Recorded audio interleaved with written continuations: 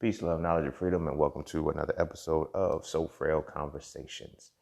As you see in the title, today I'm going to be talking about how So Frail was created.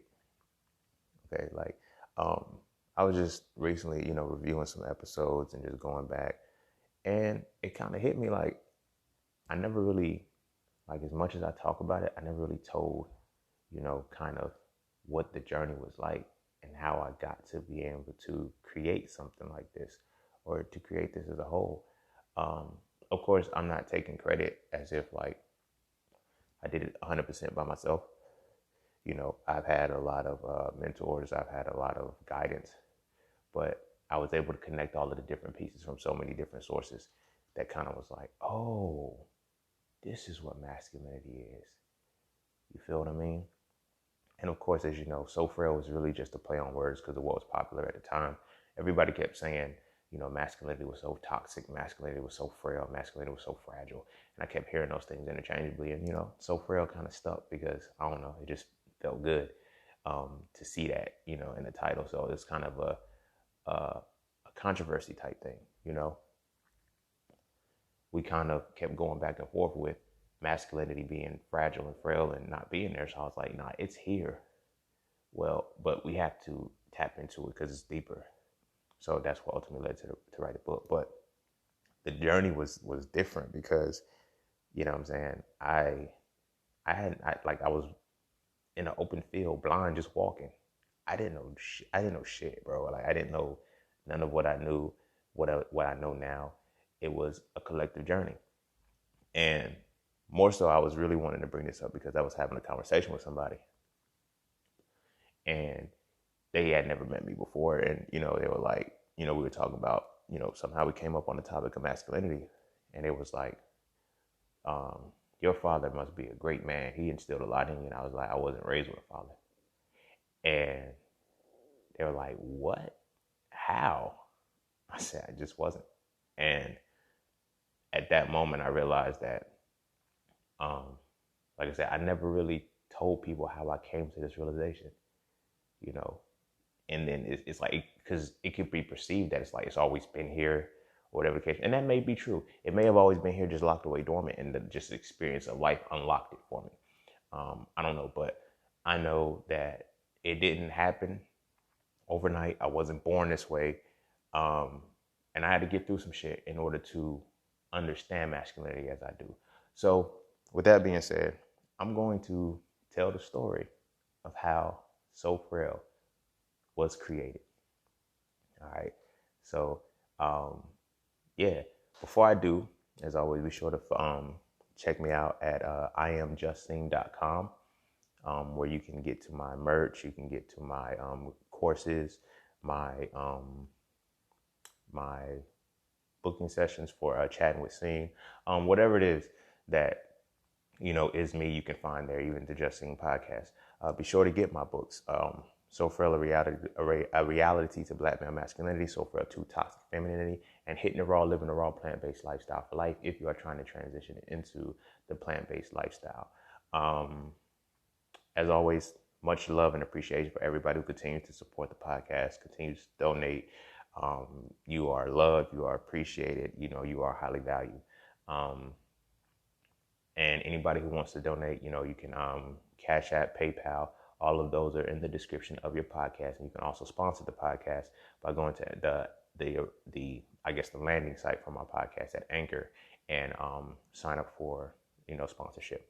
So I'm rambling. So with that being said, I'm going to take a quick break. We're going to come right back and we're going to get into So Frail Conversations, how So Frail was created.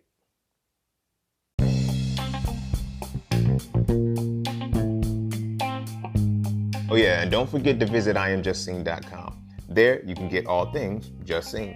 You want to add the So Frail series to your library? Visit iamjustsing.com. You want to learn how to master the market for serious trading and investing? Visit iamjustsing.com.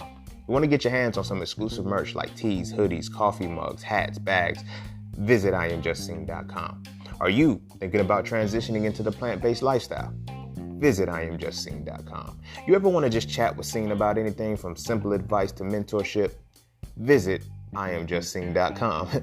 Anything and everything that is me, you can find at IamJustSeen.com. So just take a quick peek into my world and see why being just seen is nothing less but always more. Because you never really know what you need until you see it. You will never see it unless you visit IamJustSeen.com. All right, welcome back. So, picture it. The year was 2011, right? All right, I ain't gonna be dramatic. All right. All right, so the year was 2011. And, ultimately, So Frail, the first one was written in 2016. But the year was 2011. And, I had been pretty much what I perceived to be a man. One who's able to hold an emotion, not show emotion, have that, hard exterior, and, not be soft and none of the other shit like that. So that's kind of where, a lot of us are. A lot of us as men, we are. That's where I was. You feel me? That's exactly where I was. And prior to that, I'd say about 2009 maybe, or 2008, one of the two, I had a conversation with my dad, and that was like the last conversation before my change.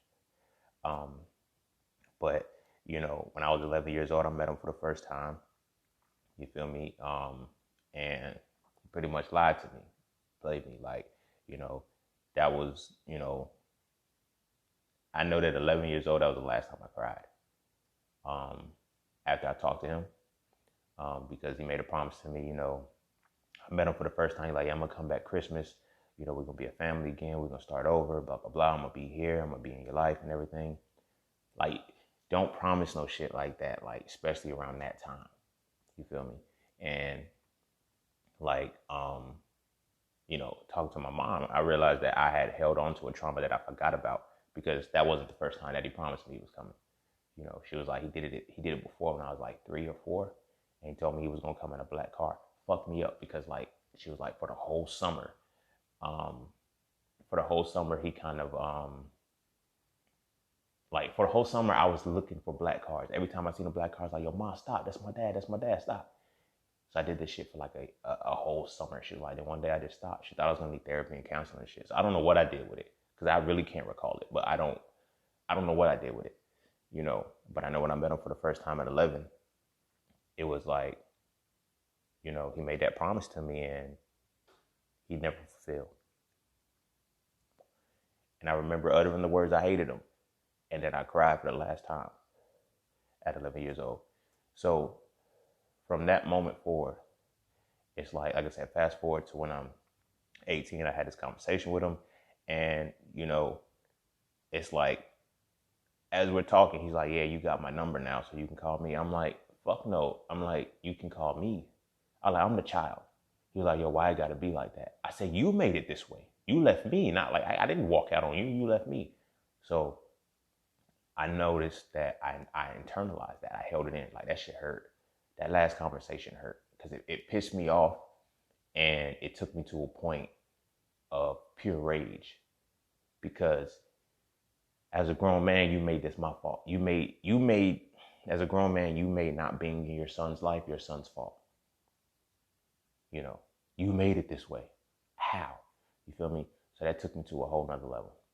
So I had a girlfriend at the time. I talked to her about it and everything. She was like, all right, don't worry about it, blah, blah, blah. She was trying to uplift me, be my peace and shit. But that was like, I did not realize how much pain I was just holding in, because I got numb. You feel it so much, you just get numb. You know what I mean? So time is going in, and I'm just holding in pain, internalizing this shit like a motherfucker. And I was doing it so well that pain didn't bother me. Disappointment didn't hurt. Rejection didn't hurt. Nothing that you could think of that, most people fret about, I ain't really give a fuck about. But at the coin flip to that, no positive emotions could shine either. Like joy, like happiness, like I didn't really feel it. I smiled and shit, but I was never really a happy person. Because it's like I just accepted your life dealt me a bad hand, so fuck it. I play it how I play it, and I never tried to do anything different because I didn't know. Everybody kept telling me, yo, you need to let go of that pain. How? Tell me how. Well, at the same time, you're telling me to let go of the pain, but men aren't supposed to feel emotions, right? So when men aren't supposed to feel emotions, how am I going to let go of pain? Because I would have to feel it. I was like, nah, fuck that. So I'm internalizing that suppression of pain is release of pain, and it's not. It's not in any way, shape, or form. So, quick backdrop. So now, like I said, the year's 2011, and this woman that I'm dealing with, like, we was together from the time, like, my freshman year to my junior year in undergrad. So, we rocking, and we had a breakup. We broke up for the first time, though, make up to break up. The shit was cool. But, the makeup to breakup shit, first time it happened, I think it was 2009. And I was just like, yo, I can't give you no more. Like, I'm there. I'm spending 100% of my time with you. I'm always there. So at the time I started working and everything, so it took time away from her. She needed that, but I couldn't give it to her anymore. So I broke up with her. And I was like, look, well, we just got to go our separate ways and everything. So she calls me crying and like, yo, we need to get back together. I'm sorry, I could do this, I could do that. So we got back together and shit.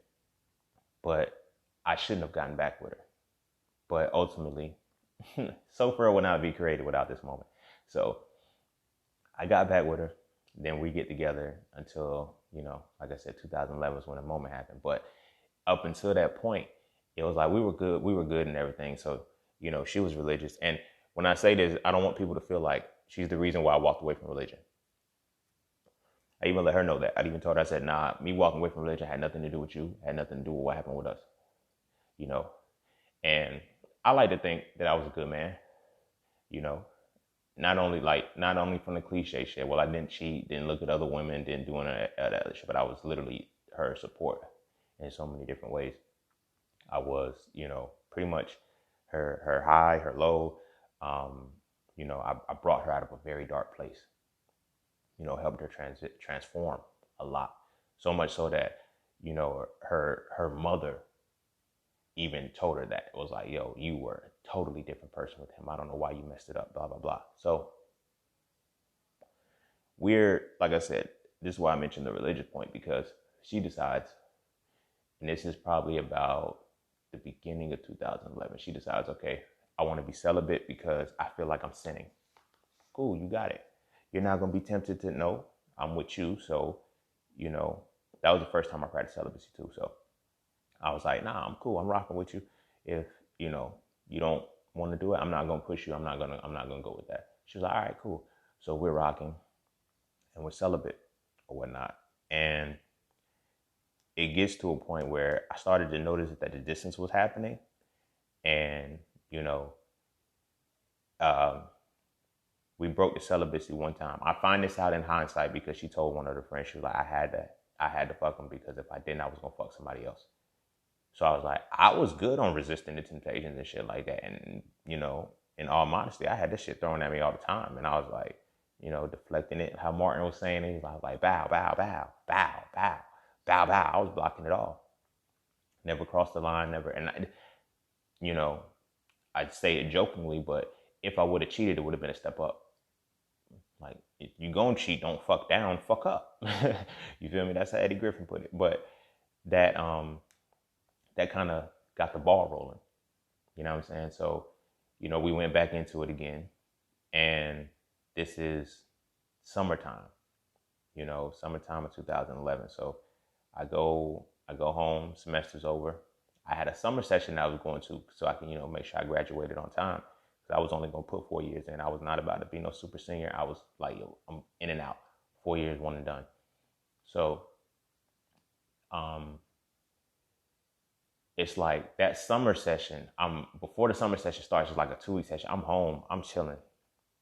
And it's like, it's weird because she was at the gas station buying some weed. No, she was at the gas station getting some guards, so she had some weed. So she met this dude or whatever. Not. She was like, yo, I got a new weed man. I don't know what happened in that moment, but something shifted in me. I don't know if that was like the start of my spiritual awakening or whatever, but like my intuition was very high. And I was like, we men all the time. You know what I'm saying? So it wasn't something new, but something felt different about this one. You feel me? So they exchanged numbers and shit. And so she texted me one day and was like, he wanted me to come chill with him. And I was like, so are you going? She said, yeah. I was like, all right. And I knew the first thing I said, I said, you know what? You know, you know what you should and shouldn't be doing. I'm gonna leave it at that. She said, I'm not gonna do nothing. I'm just gonna go chill, whatever the case may be. So I'm like, all right, whatever. I woke up that morning. I didn't wake up that morning, but I remember waking up on a Monday and I had a dream. And it was funny as shit how I woke up because like I just popped up and said, yo, she fucked the weed man. And I was like, nah, she wouldn't do me like that. She wouldn't do me like that. You know, because just talking to her, she was like, the dude really didn't have much going for him and everything like that. He was selling weed. Like, you feel me? I'm not saying like selling weed is like, you know, that you don't have ambitions and goals, but he literally wasn't doing nothing. You know what I'm saying? So it was like, all right, we'll see how this goes. So that same Monday, she texted me and she said, we need to talk. And I was like, all right, me trusting her, you know, loving her, you know. By the way, this was my first love. This is the first woman that I've ever loved in my life. You know what I mean? And since that point, the last, not because I'm, you know, I'll get to that part, but I just had not had a relationship since that point that was serious to me. Because, you know, I had to heal.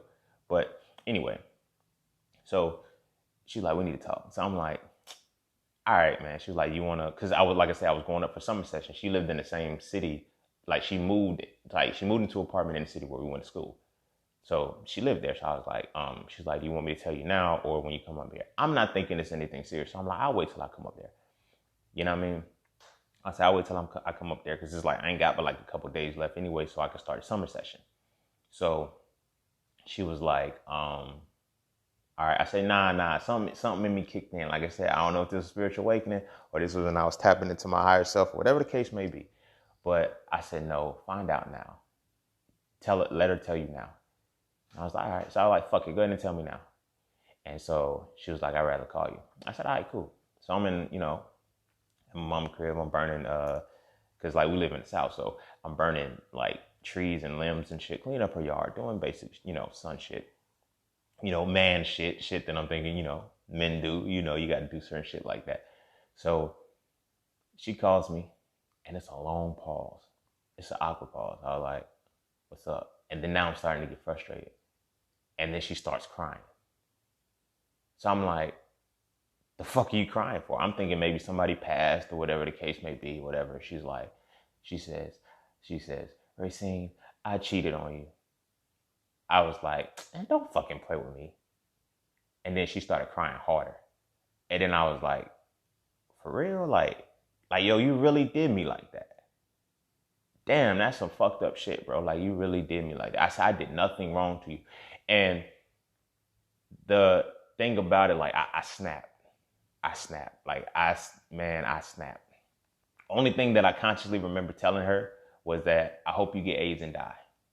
Like I said, I hope he gave you AIDS and you die from the shit. You know what I mean? And I didn't even know what I was saying at the time. Now, does she have AIDS? I don't fucking know. I haven't talked to her in years. But I'll get to why I'm saying that. So it's like I'm in a rage. I'm saying things to her that I've never said to her before. And in the midst of me, you know, going off, she said something that took me to a whole nother level. It was a level of anger I didn't even know existed within me. She says, can we talk about this later? It hurts too much. I said, bitch, you did this shit to me. Like, how the fuck are you more hurt than me? And I, you know, snapped off and everything like that. So, you know, because I was, you know, at my mama's house, you know, she heard me in the backyard because I was burnt. She was like, what are you doing? She was like, come here. You know, because we live in the suburbs and shit. So I'm snapping and shit. Like, you know what I mean? She's like, come in the house. And so she's hearing the conversation. And my mom is like, she said, I was like, man, she wanted me to go up there and tell her and everything. She said, I'm glad you were not in that girl's face.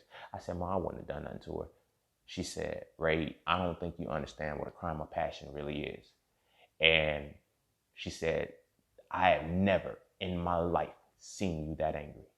I have never in my life even known that you can get to those levels of anger. She said, you probably would have hurt that girl if you were in her face. You feel me? My mom raised me never to hit a woman. I don't put my hands on females. I don't put my hands on women. I don't do that. But from the hindsight of seeing it all, I can see how that can happen in the heat of the moment. Just from how angry I was. Right? And like I said, it was a level of anger I had never felt a day in my life. You feel what I mean? And so that's how it played out. But me, being the person that I was in love. I loved her. I didn't tell anybody that she cheated on me. Only people that knew was my mama, because I was like, all right, we're going to work it out. We're going to work it out. You feel me? And so it's about time for me to go back to summer session. And ironically, it kind of overlapped with my mom's birthday. So I was like, nobody knows. Right? I told my mama, don't tell nobody. We're going to nobody knows. So my brother came down. My sister was down. Her husband at the time. And, it's a family function. Right? So I was like, yo, come down, because I got to go up there anyway. You just pick me up and shit. And she says, all right, I'll come. Right? And this is where the rage and shit starts to build over time.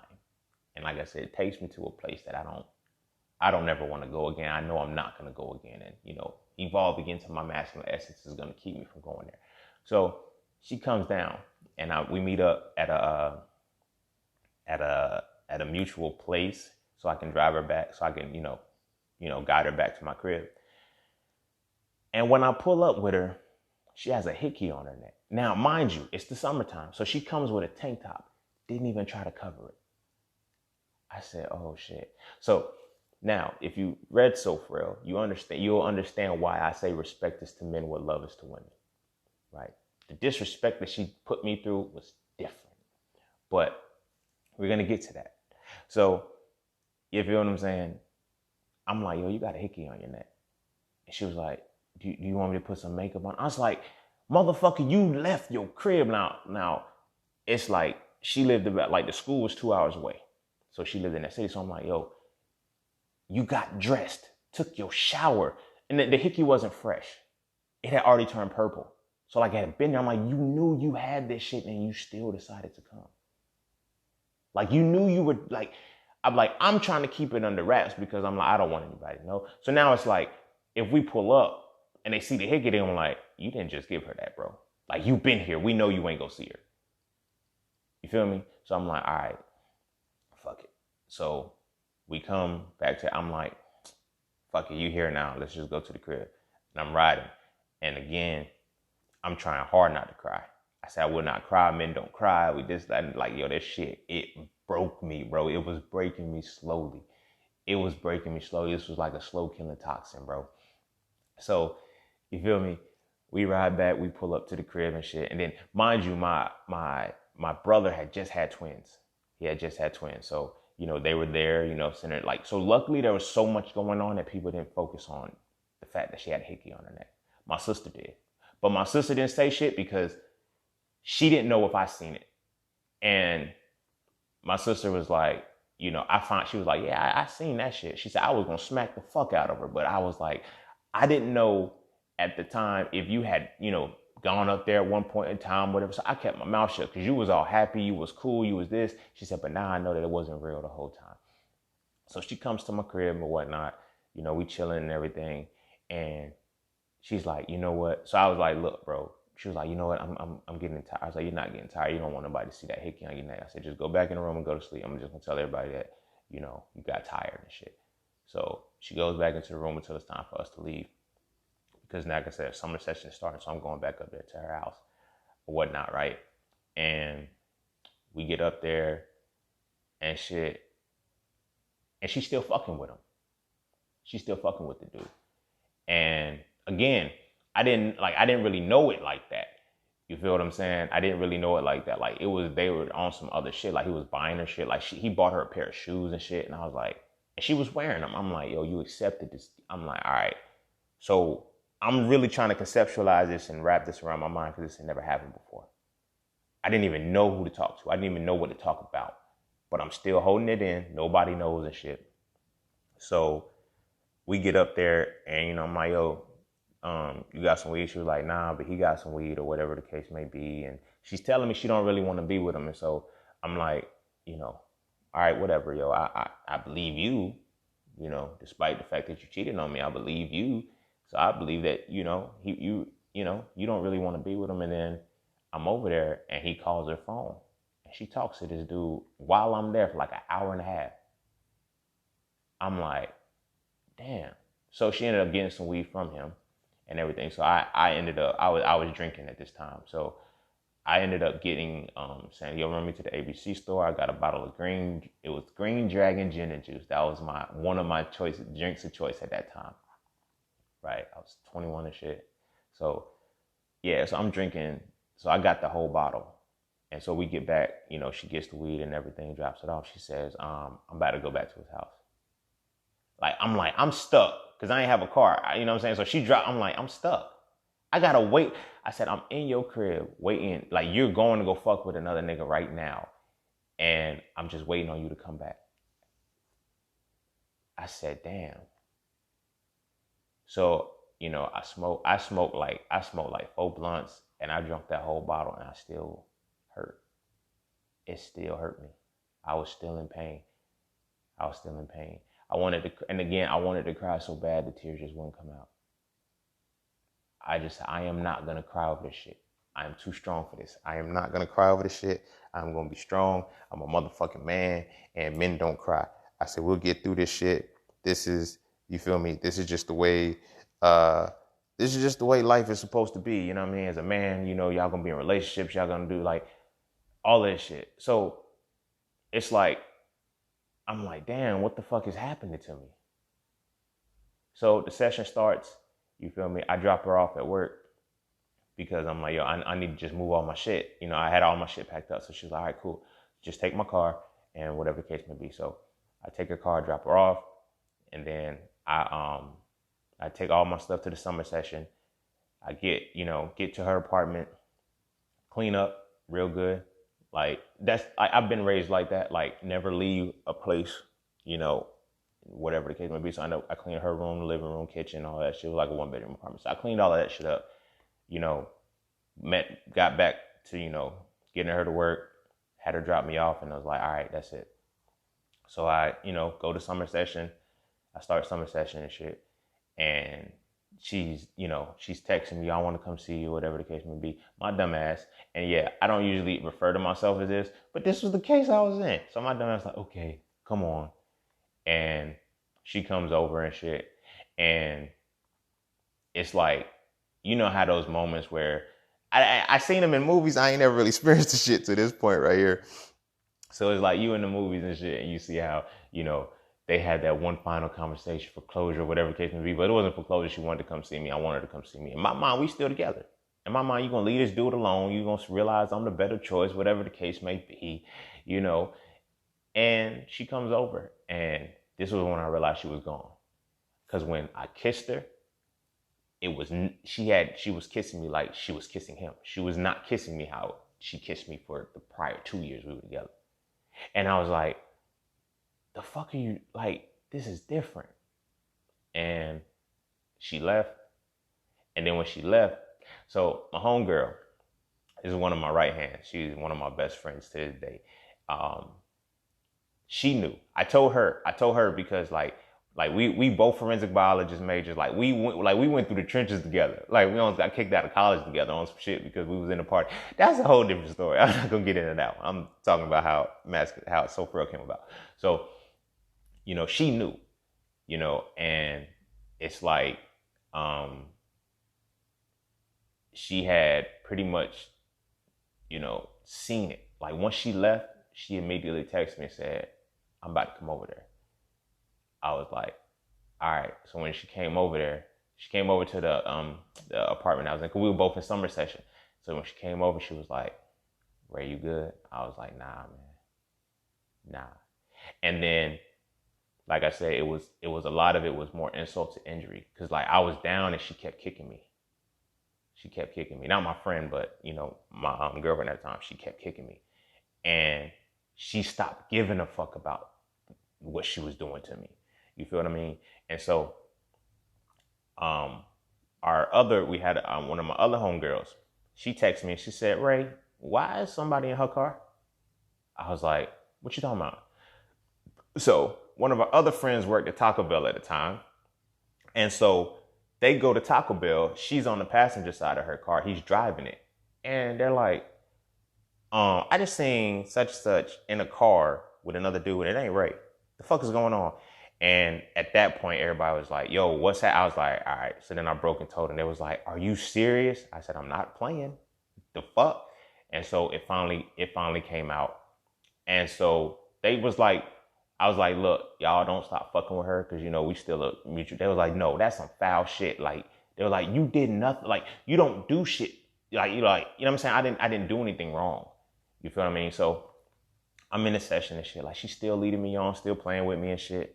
This, that, and the third, fourth, fifth. And she's still fucking with this dude. And it's like, one day I text her or something. And then the dude texts and was like, yo, don't text my girl phone or nothing like that. I was like, well, nigga, you know where I'm at. I like, well, come where I'm at then. That's where I was at with the shit. And my thing was this, you know, I grew up in the area where if a motherfucker say pull up, pull up. Don't be no bitch. Like the fuck, like don't send no threats through text message and shit. But here's where my fault was with that. In the anger and in the blind rage and all the shit that I was dealing with, I didn't know this man. And I don't mean know him because like I didn't know what he looked like. But he knew everything about me. Pillow talk is a motherfucker, but it was deeper than pillow talk. Like he knew, of course, where I went to school. He knew what apartment I stayed in for the summer session. He knew what I looked like because he had like my number, like my pictures was in her. Like he knew he can identify me, and I had no idea who this motherfucker was. You feel me? No idea. So, the first session is over. I think I did both sessions that year. The first session is over. And so, again, I go back home for a bit to chill for the 2 weeks before the next one starts. And she calls me. And now, mind you, we were celibate. We were celibate the whole fucking time. Supposed to be. Why? Because she felt like she was sinning against God. Woo. Okay.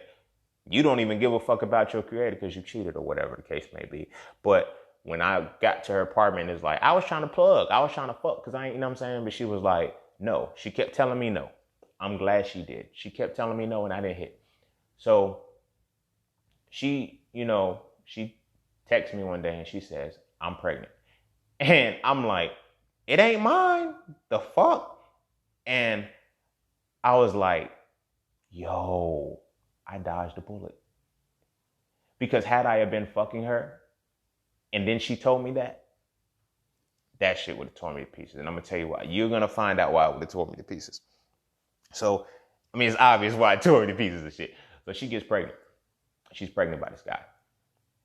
Or whatever the case may be. And again, another situation where I'm hurting. I'm fucking being broken down, bro. I'm fucking being broken down. And I'm like, bro, can it get any worse? Can it get any worse? She gets pregnant and shit. I'm like, I don't think it can get any worse. So I'm telling her like, you know what? We'll just act like it's mine. I said, we're not like, nobody really knows except our inner circle that you cheated on me. Nobody knows this shit. And so, you know, we get to the point where one of my good friends, I needed somebody to talk to. And this was the first time I said it. And then I just told her, I was like, yo, she cheated on me. She got pregnant, this, that, and the third. And it was like, yo, whatever. So prior, like me and her, we would talk about kids, family, all of that shit. I told her, I said, when I have my first daughter, I always knew, I've always been speaking this and I'm going to have a daughter. But I said, when I have my first daughter, this is what her name is going to be. You feel me? This is what her name is going to be. And so, you know, again, we got the mutual friends and shit. So my mutual friend is like, I don't know. Like I said, I don't know how my intuition was coming in. Like I've learned that trauma is what opens you up to the spiritual side. And when you feel it, you break your heart chakra open, whatever the case may be. When you feel it and you connect to that side, you transform. Shit starts to come to you. So I told my homie, I said, yo, she's going to find out she's having a girl. And I'm like, yo, she's going to find out she's having a girl and she's going to name the baby Zipporah. She was like, nah, Ray, I don't think she'll do that. I said, motherfucker, she sinned against God, bro. Like, come on, bro. Like, I don't put anything else past her. She said she was going to stop fucking because she felt like she was sinning against God. Then she cheats on me. Like, come on. I don't, like, at that point, anything she says, I don't give a fuck. Like, I can't conceive that she can have any kind of morality in her. Right? So we at Target one day. Me and my two homegirls. And we at Target. And she said, Ray, I want to tell you something. I said, she's having a girl, ain't she? She said, yeah. And I said, and what did she say she was going to name? She said, Ray. She said she thought about it. I said, the fact that she thought about it is disrespectful. She said she's going to change it. She said she's not going to do that because she thought about it. She thought about how fucked up it was going to be. I said, nah. I said, she might still do it. She might still do it. I said, I told you she was going to do this shit. And at that point, they stopped fucking with her. They was like, yo, Ray, I didn't know she was really. I said, yeah, I kept a lot of shit under wraps of the type of person she was because I wanted y'all to see the good in her that I did. Nah, as Maya Angelou said, when someone shows you who they are, believe that motherfucker. She ain't say motherfucker, but I'm saying motherfucker. Believe that motherfucker when they show you who they are. All right, so, at this point, now we beefing. At this point, it's no longer, I can reconcile. It's no longer, I'm going to let this shit go. And this is the moment when I realized that there's a difference between forgiveness and reconciliation. But there's like, I can't, no. Now you're disrespecting me. You're disrespecting me on a whole different level. You cheat, you get pregnant, and then you decide that you want to name the baby the name that I said I was going to name my first child. The one we were supposed to share. That's what you said you're going to do. All right, now we beefing. So I'm talking to my, but again, it's not beef to where it's on site or no shit like that. Cause I would never put my hands on her, but I'm saying beefing is like, I hated her. Like I hate you. That's when I realized that love is not a feeling, it's a power. Because instantly that energy of love transformed into hatred. I hated her. And I told her that, like I said, the only person that I've ever hated as much as I hate you right now is my dad. And at this point, I hate you more. You feel me? And so, like I said, I was talking to one of my other homies, and because I needed somebody to talk to, but somebody who didn't know her, who can, you know what I mean? So that was my first time, like ever, literally opening up about pain. And so I'm talking to her and shit, and then I fucked around again. My dumb ass. I'm talking to my girlfriend at the time, and I'm like, my old girlfriend at the time, and I'm like, you know what? I told her, well, why are you telling my business? Because I'm fucking hurt, and I'm telling my business as it relates to me. Like I don't give a. Like all that shit you doing is I'm connected to that shit still, because I'm connected to you. Like I don't get what you think is just like this shit doesn't bother me anymore. You know what I'm saying? So she was like, nah, it was supposed to be a surprise. I was supposed to come to homecoming pregnant. I was like, and then tell everybody that it's not mine. Again, you plan to disrespect me again. You plan to be on this disrespectful shit again. You feel me? But I knew the type of person she was because things started coming back. Because like early on in our relationship, she got a dude's number in front of me. Completely let it go. I let it go because how she rationalized it, he already had my number. It made sense. That shit made sense. He already had a number. So I was like, all right, whatever. So time goes on and I'm like, yo, you really just continue to disrespect me. Like, and at the time I did music. So that was my only release. That's the only thing that I ever used to release anything. I just rapped. I wrote and I rapped and I made beats. Wrote, rap, made beats. And I was in such a dark place. Everything that I did was dark. I didn't like it, but everything that I did was dark. And so I decided to vent. And when I was listening to this, like my voice was gone. It was like I was a shell of a man. And I heard that shit in myself. You feel what I'm saying? So I'm like getting to the point where I'm I'm broken. This is my senior year. I got to graduate. I think I took 18 credits. I think I took 18 credits the first semester, 20 credits the second. Because I was like, I'm graduating. I'm not hurt. I'm not in pain. I could focus. I was numb. This was the first time in my life that I ever failed a class. First time. It was biochemistry. I failed it. I couldn't, I was so disconnected from reality that I didn't even know that I wasn't thinking. I failed the class. That was the first class that I ever failed. You feel what I'm saying? But in the time, like I said, I'm holding on to so much and I'm not letting it out. I'm not dealing with it. I'm just like, yo, I'm good. I'm a man. I remember when it actually first happened, when the summer session started, me and my homeboy, you feel what I'm saying? You used to always hit the gym together. Like, that was my homeboy. So, right hand man. I'm in the calf eating for breakfast. He come in and shit. And he sit down. He like, yo, what's good, bro, man? How you been? How the summer been and all that shit? I'm like, yo, everything's good. Everything, bro. So I'm thinking we just gonna talk about regular shit. So he asked me how she doing. Because again, I had not told anybody anything. Man, it took me everything to fight back those tears. I said, yo, you better not cry in front of him, bro. You better not fucking cry. I was like, yo, she good. And then he hit me with, he was like, yo, she good, man, I guess. I mean, we not together no more. He said, and then, cause that was another point. She had graduated. Now, mind you, when I met her, she was on the verge of flunking out of college. She had a full ride scholarship. She was about to flunk out of college. With me in her life, she graduated with honors a semester early. So she graduated, right? So I put something, like I gave to her. You feel me? I put life into her. You feel me? And that's why it hurts so bad. So it's like, you know, she graduated. So this semester she's not there. So my homeboy was like, oh, she moved on. And that's what almost made me cry. I was like, bro, why you gotta say it like that, man? I was like, yeah, she did. She did. So fast forward again. Now I'm back in my senior year again. And it's like, so I'm venting these songs. And of course it's like, I never mentioned her name. I never like disrespected her in the song or anything like that. But I vented on how I felt. So I had a music page on this site called Reverb Nation and shit. So she followed. She was like, so she texted me, was like, yeah, keep the music coming. Bitch, why you keep playing with me, dog? Like, for real. So I told my homie, I said, look, you the mutual friend. I said, tell her to leave me the fuck alone. I said, I'm trying to get over this motherfucker. Tell her to leave me alone.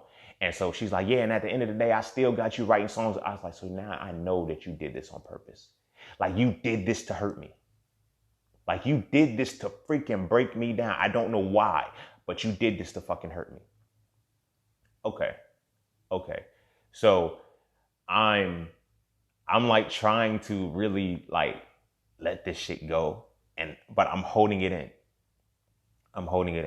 Which, you know, starting to lead me to my next point. All I could do was listen to music. I would not talk to anybody, like not heavily. You know, and I realized that the music that I was listening to was not healing music. It was venting music. Everything was just talking about how fucked up the person was. And it's like, I couldn't vent anymore. I needed to heal, and I didn't know how. You feel what I mean? I didn't know how. So this time is like, it's getting crazy. Like, she's pregnant with another man's baby. I did not know how to deal with that. I did not have a male figure to go to. The men that I talked to about it was like, damn, bro. They said the same shit. Yo, fuck that bitch, man. that's really how we console each other. Like, yo, that's fucked up, but yo, this is what I was told. Man, fuck that bitch. All these hoes out here running around, man, you better go get your dick wet and leave that bitch alone, man. You be all right. And I kept hearing shit like that. The best way to get over somebody is to get under somebody else. All of that shit. I'm like, that can't be right. And so I'm really holding on to that shit. I'm holding on to it heavy. You know what I mean? And then the kicker hits.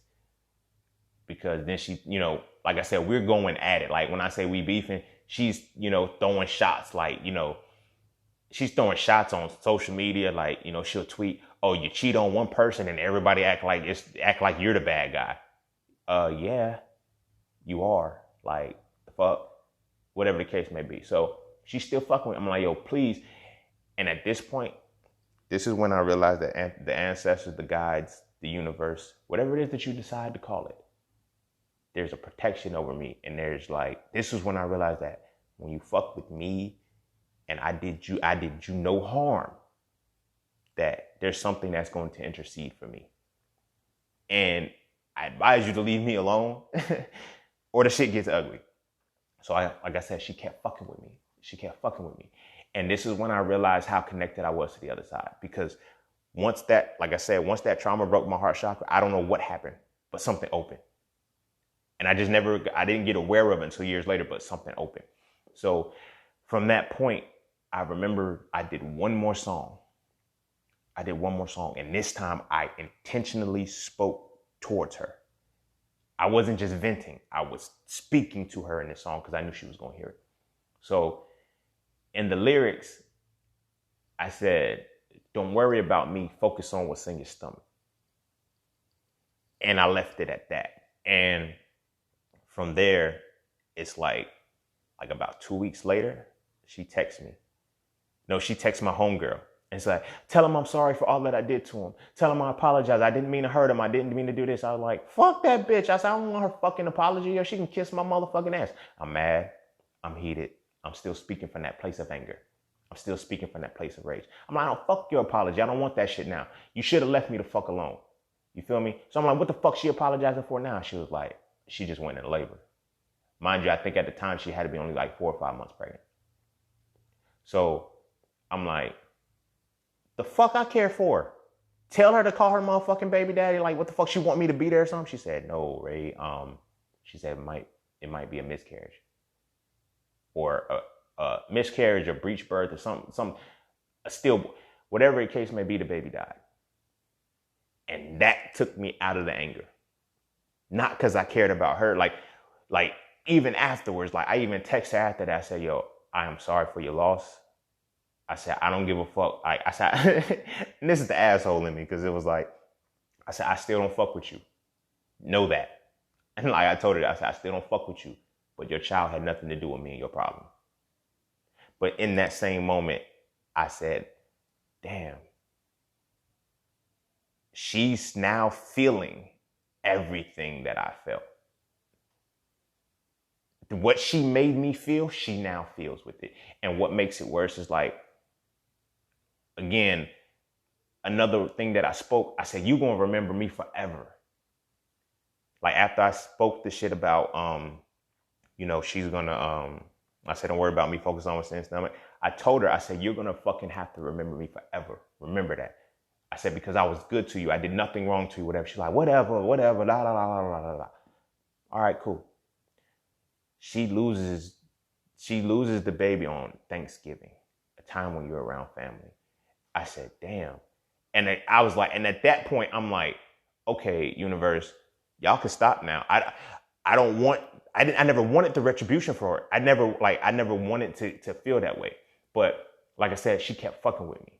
She kept disrespecting me. Because in addition to that part, she said, okay, she told me the reason why she got pregnant because the dude that she was with said he was going to kill me. All right. He's a hood dude, supposedly. I'm like, y'all motherfuckers forget that because I'm in college that I'm not from that shit. I said, look, I'm going to tell you like this. I don't know what this dude looks like. So I said, when he come to me, I said, I'm going to put the word out right now. I said, when he come to me, you better hope he kill me. You better hope he kill me. I said, because if he don't, you're the last one to die and you're going to watch everybody suffer. I said, you can mark my words that I knew where her grandparents lived. I had her parents' address. I knew everything about her. That was my mission. I said, yo, if we cross paths and he don't kill me, I said, you better run. I meant that shit. I meant that shit with everything in me. You feel me? Because now I'm walking blind. Now, mind you, I was in my senior year. Not only that, I was an ambassador type motherfucker on the campus. Like, motherfuckers knew me. Like, I was Mr. Honors Hall my sophomore year. Like, I did shit on campus. I was active. You feel me? So the freshman year, I'm a RA at the time. So my senior year, I'm a RA. So the freshmen that are coming in, they're asking for advice and shit. But they don't know what mental state I'm in. They don't know what emotional state I'm in. So it's random motherfuckers. And I went to an HBCU. So it's random people just coming up to me. Hey, what's up, bro? What's up, bro? Who the fuck are you? Oh, no, I just need to know where the Butler building at. Oh, damn, my bad, bro. It's right over here. Like, then I got back into college mode. You feel me? But I went, I was like, damn, bro. Every night, I would put on all black and just walk around campus. My homies would be like, yo, where you going? By myself. Stay here. They're like, why are you doing that? I said, look, I don't want y'all with me if he's looking for me. But I want to find him. You feel me? I wanted to find him to get the shit over with. Because I didn't want to have that look. Like, I'm from an area where if a motherfucker say you dead, then you dead. It's kill or be killed. Like, you feel me? Like, if a motherfucker say, like, I've seen that shit early on. Like, motherfuckers be like, yo, I'm beefing with such and such. And they went to go get the guns to accommodate. Because they're beefing with such and such. I didn't play that shit. If a motherfucker, like, I didn't play that shit of death threats. She was from, the affluent home. She never seen the streets a day in her life. All she knew was the music, And she told me some shit like this. And this broke me too. Because she was like, deep down inside, I just wanted some hood love. You're not even from the fucking hood. Like, the fuck? But then, like, shit like that was so many disrespect. I'm like, yo, I'm fighting to get away from this shit. And this is like, it's like I said, it's just disrespect after disrespect. You feel what I'm saying? So, as I said, once she lost it, I couldn't even be angry anymore. Because I said something was affected by our beef. You feel me? Now, I don't know how the universe was going to move, whether she was going to have that baby. Now, I don't know. I can't speak on that shit. But like I said, it was just little disrespectful shit she kept doing to me. She let him meet her parents. We had a 2-year relationship. You and this dude is a fling that you got pregnant with on the first fuck, and he's already beating your parents. So I'm like, are they in on this shit too? Nobody sees what's wrong here. Like, nobody sees this as a problem. But me, like, I'm like, maybe I am tripping. Maybe I am not being the man and I should just, let it go. I couldn't. Nobody ever told me what emotions felt like for real. Nobody ever told me that it will bring you down to your absolute low. You feel me? But I managed to suppress it. I finally got, like, I was able to put a cap on it once her. Like, I felt like, oh, you feel how I feel. You know how I feel now. There's nothing I can do to make you feel anything more. I remember there was a party at, we came back for homecoming. By this time, the baby was already, gone or whatever the case may be. Or however it happened, I don't know. But whatever it was, she seen me at the homecoming, or she seen me somewhere. And it was the following year. So it wasn't that year. It was the following year we went back for our first homecoming as an alumni. And I see her there. She's like, hey, Racine. I flipped out and said, bitch, go worry about your baby. And motherfuckers like, Ray, you didn't have to say that. Nah, fuck that. She knew not to speak to me, yo. And then it kind of revived that negative energy again. And in that time frame, so between that year, seeing her, like, I was doing something. Like, I tried to practice what they said. The best way to get over somebody's again or something. I was like, there was a slew of women that I was just fucking with. Some of them I don't even remember, and I can't even recall because I was that deep in the pain trying to erase it. I was drinking heavy. I was doing all kind of shit and it wouldn't go anywhere. Shit didn't work. I remember one day I was sitting with my homies and I was drinking a whole bottle of Patron. I drank the whole bottle that night. Felt nothing. It didn't stop. The shit didn't stop. But I'm like, yo, I feel like I'm going crazy. I'm going insane because I said, men ain't supposed to feel. We ain't supposed to have these emotions. What? But the emotions I'm supposed to exhibit are anger, rage, and aggression. I said, no, it can't be right. I'm supposed to be able to feel these things, but I got to figure out how to get out of them. So I capped it. You feel me? So I capped it. And I felt like I capped it well. You feel what I mean? And I go, so now we're going to fast forward from 2012-ish to 2014. So I go to med school, whatever the case may be, and I meet this woman. This is my one who got away. Now, mind you, I'm not in the same mental space, so it's not like it's, somebody that I will fight back to get back with again, anything like that. But this is my story of the one who got away. And we still haven't got to how I got to understanding masculinity yet, but I'm going to get to that. You feel me? So I meet her, right? She's fucking perfect, but I'm still thinking about the problems that I had with my ex. I could not let it go. I'm still like holding on to that. And it's like, I'm scared to get close to her because I'm like, nah, Nah, I can't do it. I'm like, yo, you literally, like, we in med school together, bro. So I know she's smart. I know we share the same interests. You feel me? She's fucking beautiful, man. Like, fucking everything about her was like amazing to me. But I said, damn, I am still hurt. I never healed it. I never let it go. So everything that she did, it made me think, yo, you gonna play me. You gonna hurt my feelings. You gonna break me. And I said, I like you too much to even to do that. So I never crossed that line with her. I never got to cross that line with her. But we were friends, you know, we were friends and everything. And meeting her in the time when med school, you know, was going on, everything was cool. We vibing and shit like this. And this next moment is the point where I broke. It wasn't her, but I'm putting the connection in because it's like I had been suppressing this pain. So from a relationship perspective, I couldn't get next to this person because I had still been holding on to it. And I had held on to it for so long that I didn't even know how deeply rooted it was. You feel me? Because I got numb. I had got used to getting numb.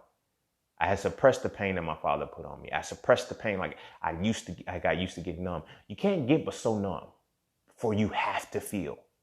I don't give a fuck how manly you are, how macho, whatever. You can only hold on and suppress so much before you have to fucking feel. All right, 2014. You know, I'll admit my part. First semester med school, I'm on the beach in the West Indies, bro. I played that first semester. I didn't take it serious as I was supposed to. But they had us, because they told us, bro, they were like, yo, you got a stipulation. If you don't pass the first semester, you can repeat. Okay. Shit. Okay. Every day I woke up, swam on the beach. I would watch lectures and shit. I wouldn't study. I wouldn't do what I was supposed to do. You feel me? I can admit that I wasn't doing what I was supposed to do the first semester. You feel me? So I had to repeat. I was real careless, real reckless and shit. I had to repeat. And at the same time, I was still looking for love and didn't even know it. I was still looking for healing and didn't even know it. And I was trying to med school is not a place I should have been in that space. It's not a place I should have been in that space at all, whatsoever. You dig what I mean? So the second semester, I come back to repeat, right? You know, I'm serious this time. I'm buckling down. I'm paying attention and everything. Like, the day of my final, prior to that, we were supposed to have a family reunion, right? So from this family reunion, you know, everybody like, yo, I'm proud of you in med school. I was like, I can't go. I'm in a whole island. I wasn't talking to anybody. I can only do Skype calls when they up, time zones, all of that shit. All of that shit played a factor into it. So I talked to my grandma. Her birthday came. Now, me and my grandma, we both Aries. We both number 5s. You feel me? That was my buddy, man. That was my fucking homie, man. I love my grandma. Like, you feel me? I love my grandma to life, to the moon and back. So I talked to her. So when I first landed on the island, right, I made her this little Hallmark card where I took a picture of me. I did it digitized on the internet, and then I mailed it to her from there. And she called my mom and told me, that boy looked good down there. She said, boy, he looked so happy. That boy looked good. I'm so proud of him. And you feel me? She was telling my mom, and she said, you know, my grandma has 33 grandkids.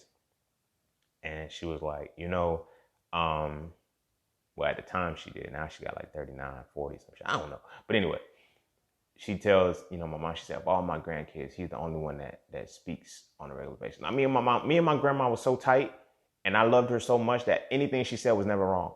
I always did what she said. Like, I used to have hair down past my shoulders. And she came to me one day. My mom used to always try to get me to cut it. She was like, cut your hair. No, I'm not cutting my hair, Mom. My grandma came down. She said, you know, you would look real handsome if you had a haircut. I went straight to the barbershop. Cut all that shit off. Motherfuckers in school was mad. It was like, you cut your hair. Yep. Why? My grandma asked me to. She said I would look more handsome. And I'm damned if she didn't lie, though. Because it took me to a whole nother level. But the point is, she was like, once I got the haircut, I came back to her. And she said, you look so handsome. That shit, like, yo, that's how me and my grandma was. Like, my grandma would send me clothes from, like, she would just go pick shit up. And it was never really name brand or anything like off that. But yo, my grandma sent me this. And I would wear that shit. Like, you feel me? I would wear that shit. I had this, like, cream color shirt. I don't even know what it was, but it was, like, a long sleeve shirt with a picture on it. My grandma bought it for me. You feel me? I'm gonna wear it because my grandma bought it. They were like, yo, what brand is that? I don't fucking know. My grandma bought it. And that's what it was.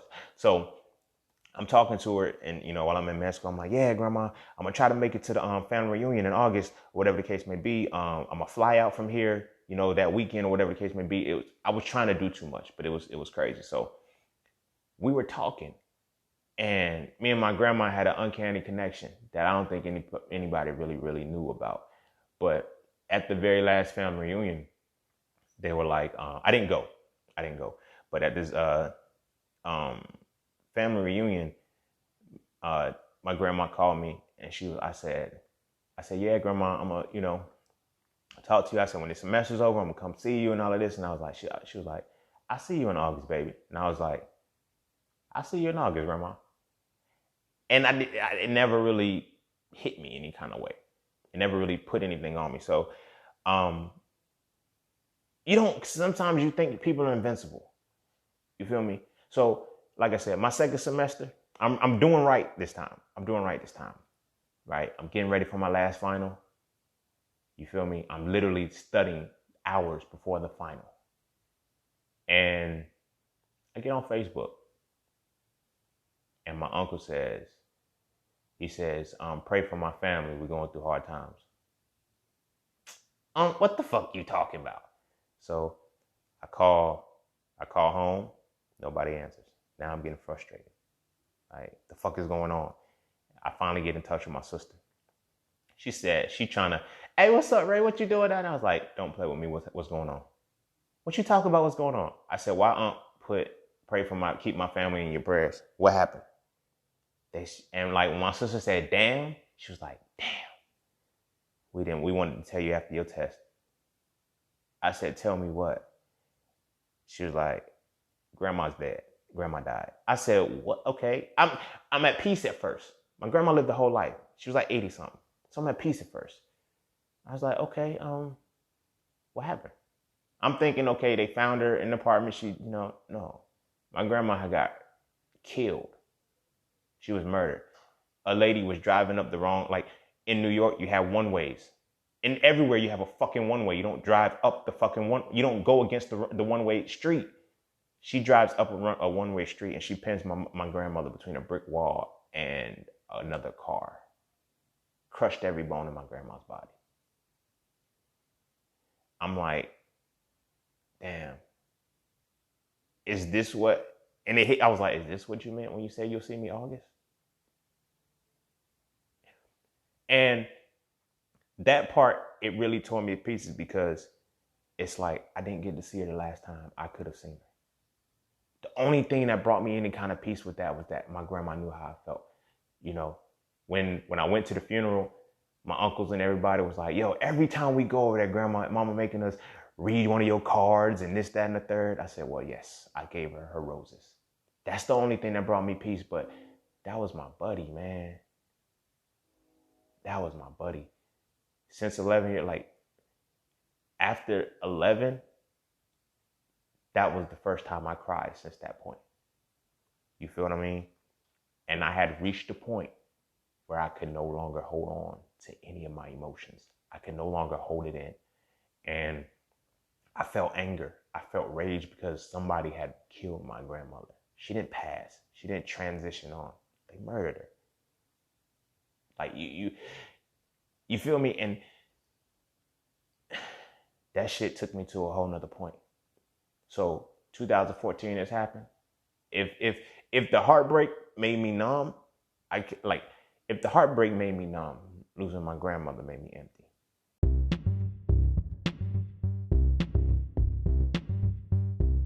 Hey, huddle up, broskies, because it's time to elevate. The secret to evolving masculinity is to define it, understand it, then apply it. The So Frail series defines masculinity as the spiritual, mental, and physical embodiment of the essence of analysis and deconstruction. From this definition, I explain how masculinity is not just the hat that we wear, but it's the essence that we must exude through application. If you enjoy the So Frail conversations, why not read the books that inspire them? Visit IamJustSeen.com right now to add the So Frail series to your library to get a better understanding of what masculinity really is. I promise, after reading So Frail, you will never look at masculinity the same again. You feel what I mean? Like, that shit made me empty. It made me so empty that I was trying to finish med school so she can see a doctor. She could see, like, she didn't get to come to my undergrad graduation because in all of that pain I was dealing with, I wasn't even thinking to send invitations to people. I didn't even want that shit. I didn't even feel any kind of bit of joy to say, you know what, I'm graduating from college. I'm the first son. I'm the first black male in my family to graduate from college. Oh shit, okay. It didn't dawn on me. It wasn't a joyous occasion. It was, yeah, fuck it. I didn't care. So I didn't send any invites out. My grandma didn't get to see that. So I was like, she's gonna see me be a doctor. And that's what I was doing it for. Once she was gone, I don't have that drive anymore. I didn't have that drive anymore. You know? Now, granted, that first semester, because I fucked up that first semester, the second semester, my second time doing it, even though I was on pace, like I blacked out in the final. Not passed out or anything like that. I knew nothing. All I could think about was, how did she die? Who the fuck would do something like that to her? That's all I could think about. Every question led me back to my grandmother. And this was like a 4-hour test. I missed passing because of that. I missed passing by 3% because of the final. Fuck it. You know? So I'm like, I don't know what to do. Because I was never taught to deal with emotion. I was never taught to handle emotion. I did not get to a point where I'm like, yo, I'm not a man if I cry. I'm not a man if I hold on to this. Let it go. Let it go. Let it go. Don't hold on to that. No. Like, I cried that one moment and I felt like I'm not doing that shit anymore. Like, I was good at first. And then I talked to my mom because it pissed me off. Like, when I was trying to come back from the island, my flights kept getting fucked up. I was not supposed to see my grandmother like that.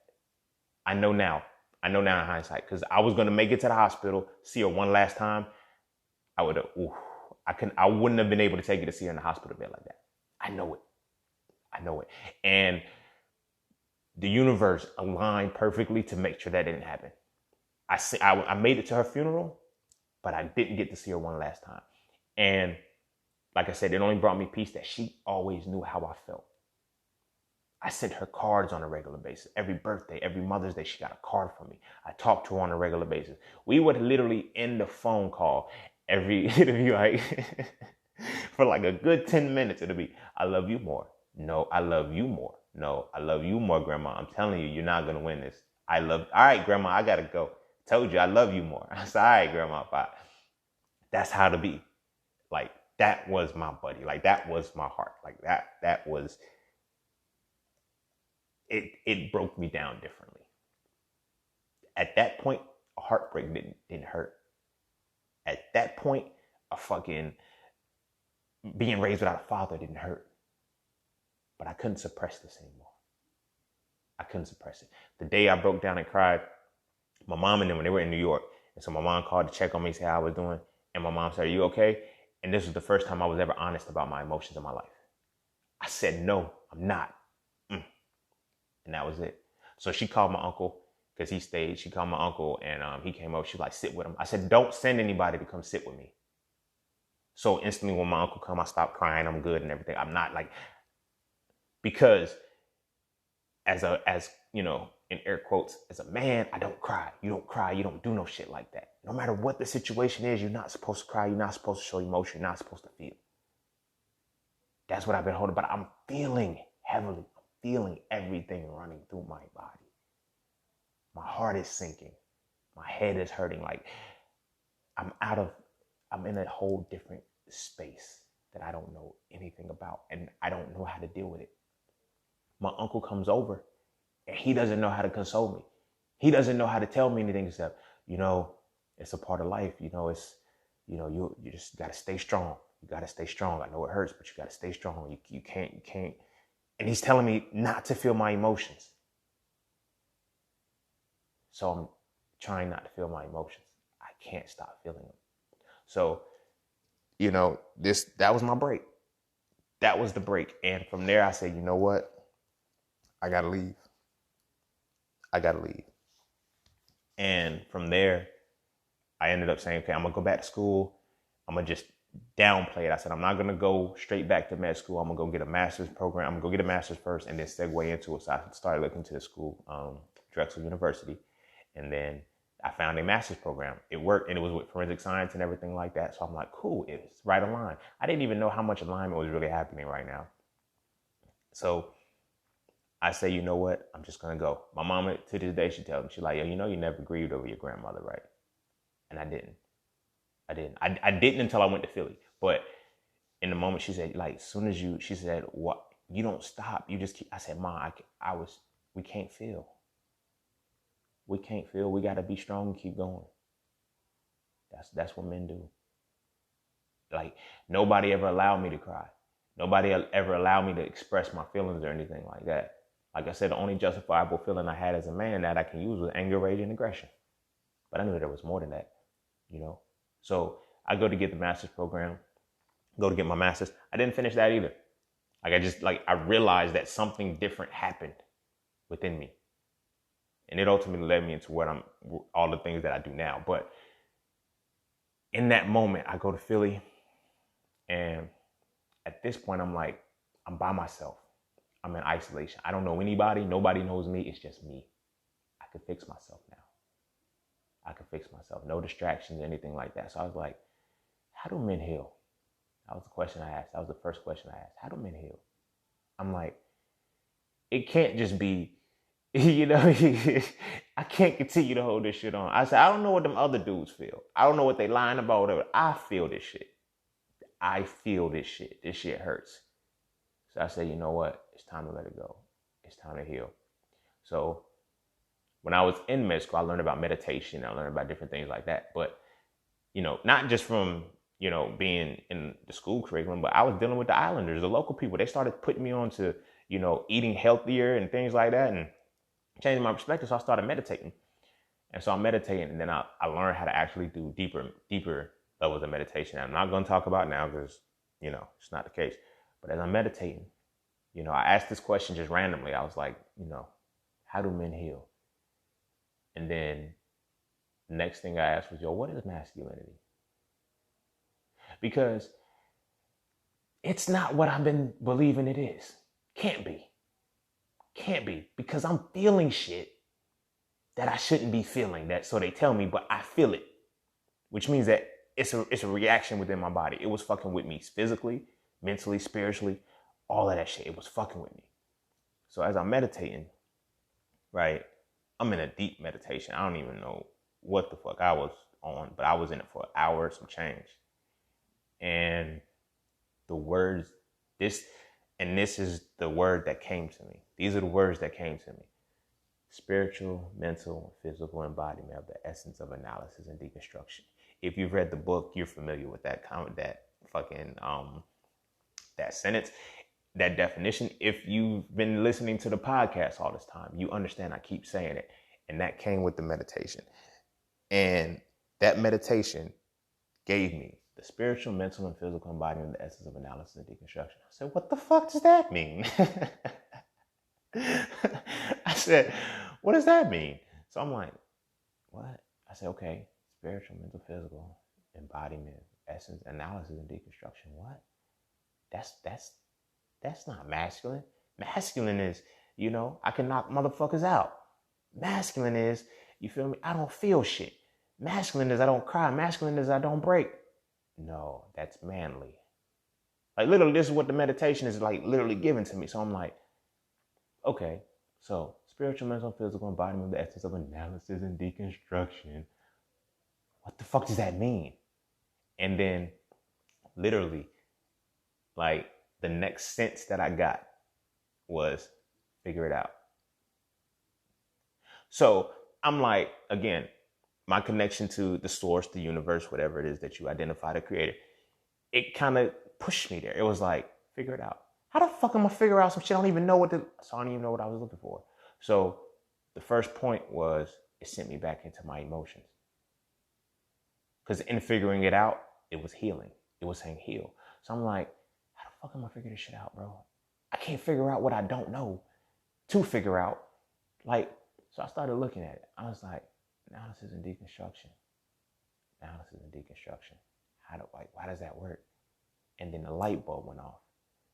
It says, you don't suppress your emotions. You rationalize them. That's how you heal. Whoa.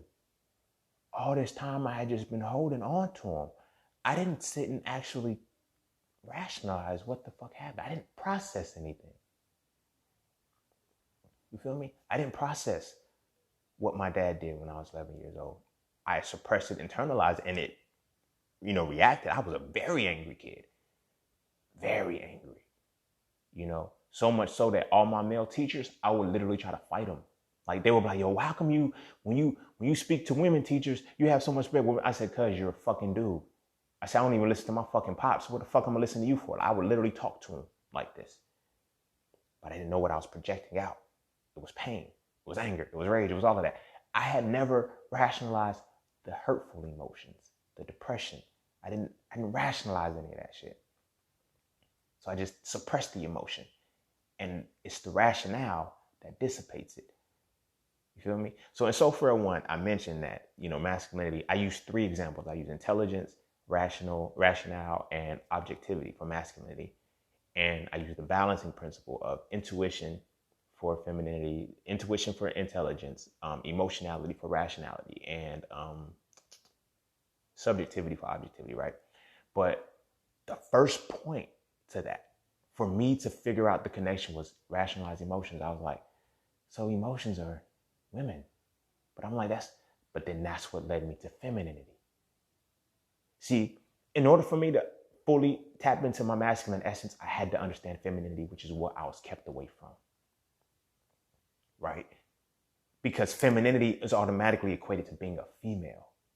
Now, yeah, everybody knows I refer to women as women. I'm talking solely gender-based. When you connect femininity, you automatically connect female. You don't anticipate that it's an extension of you as a man. You're not taught that. We're taught be one-dimensional, be masculine. No, we're balanced. We have a polarity. We have the feminine essence.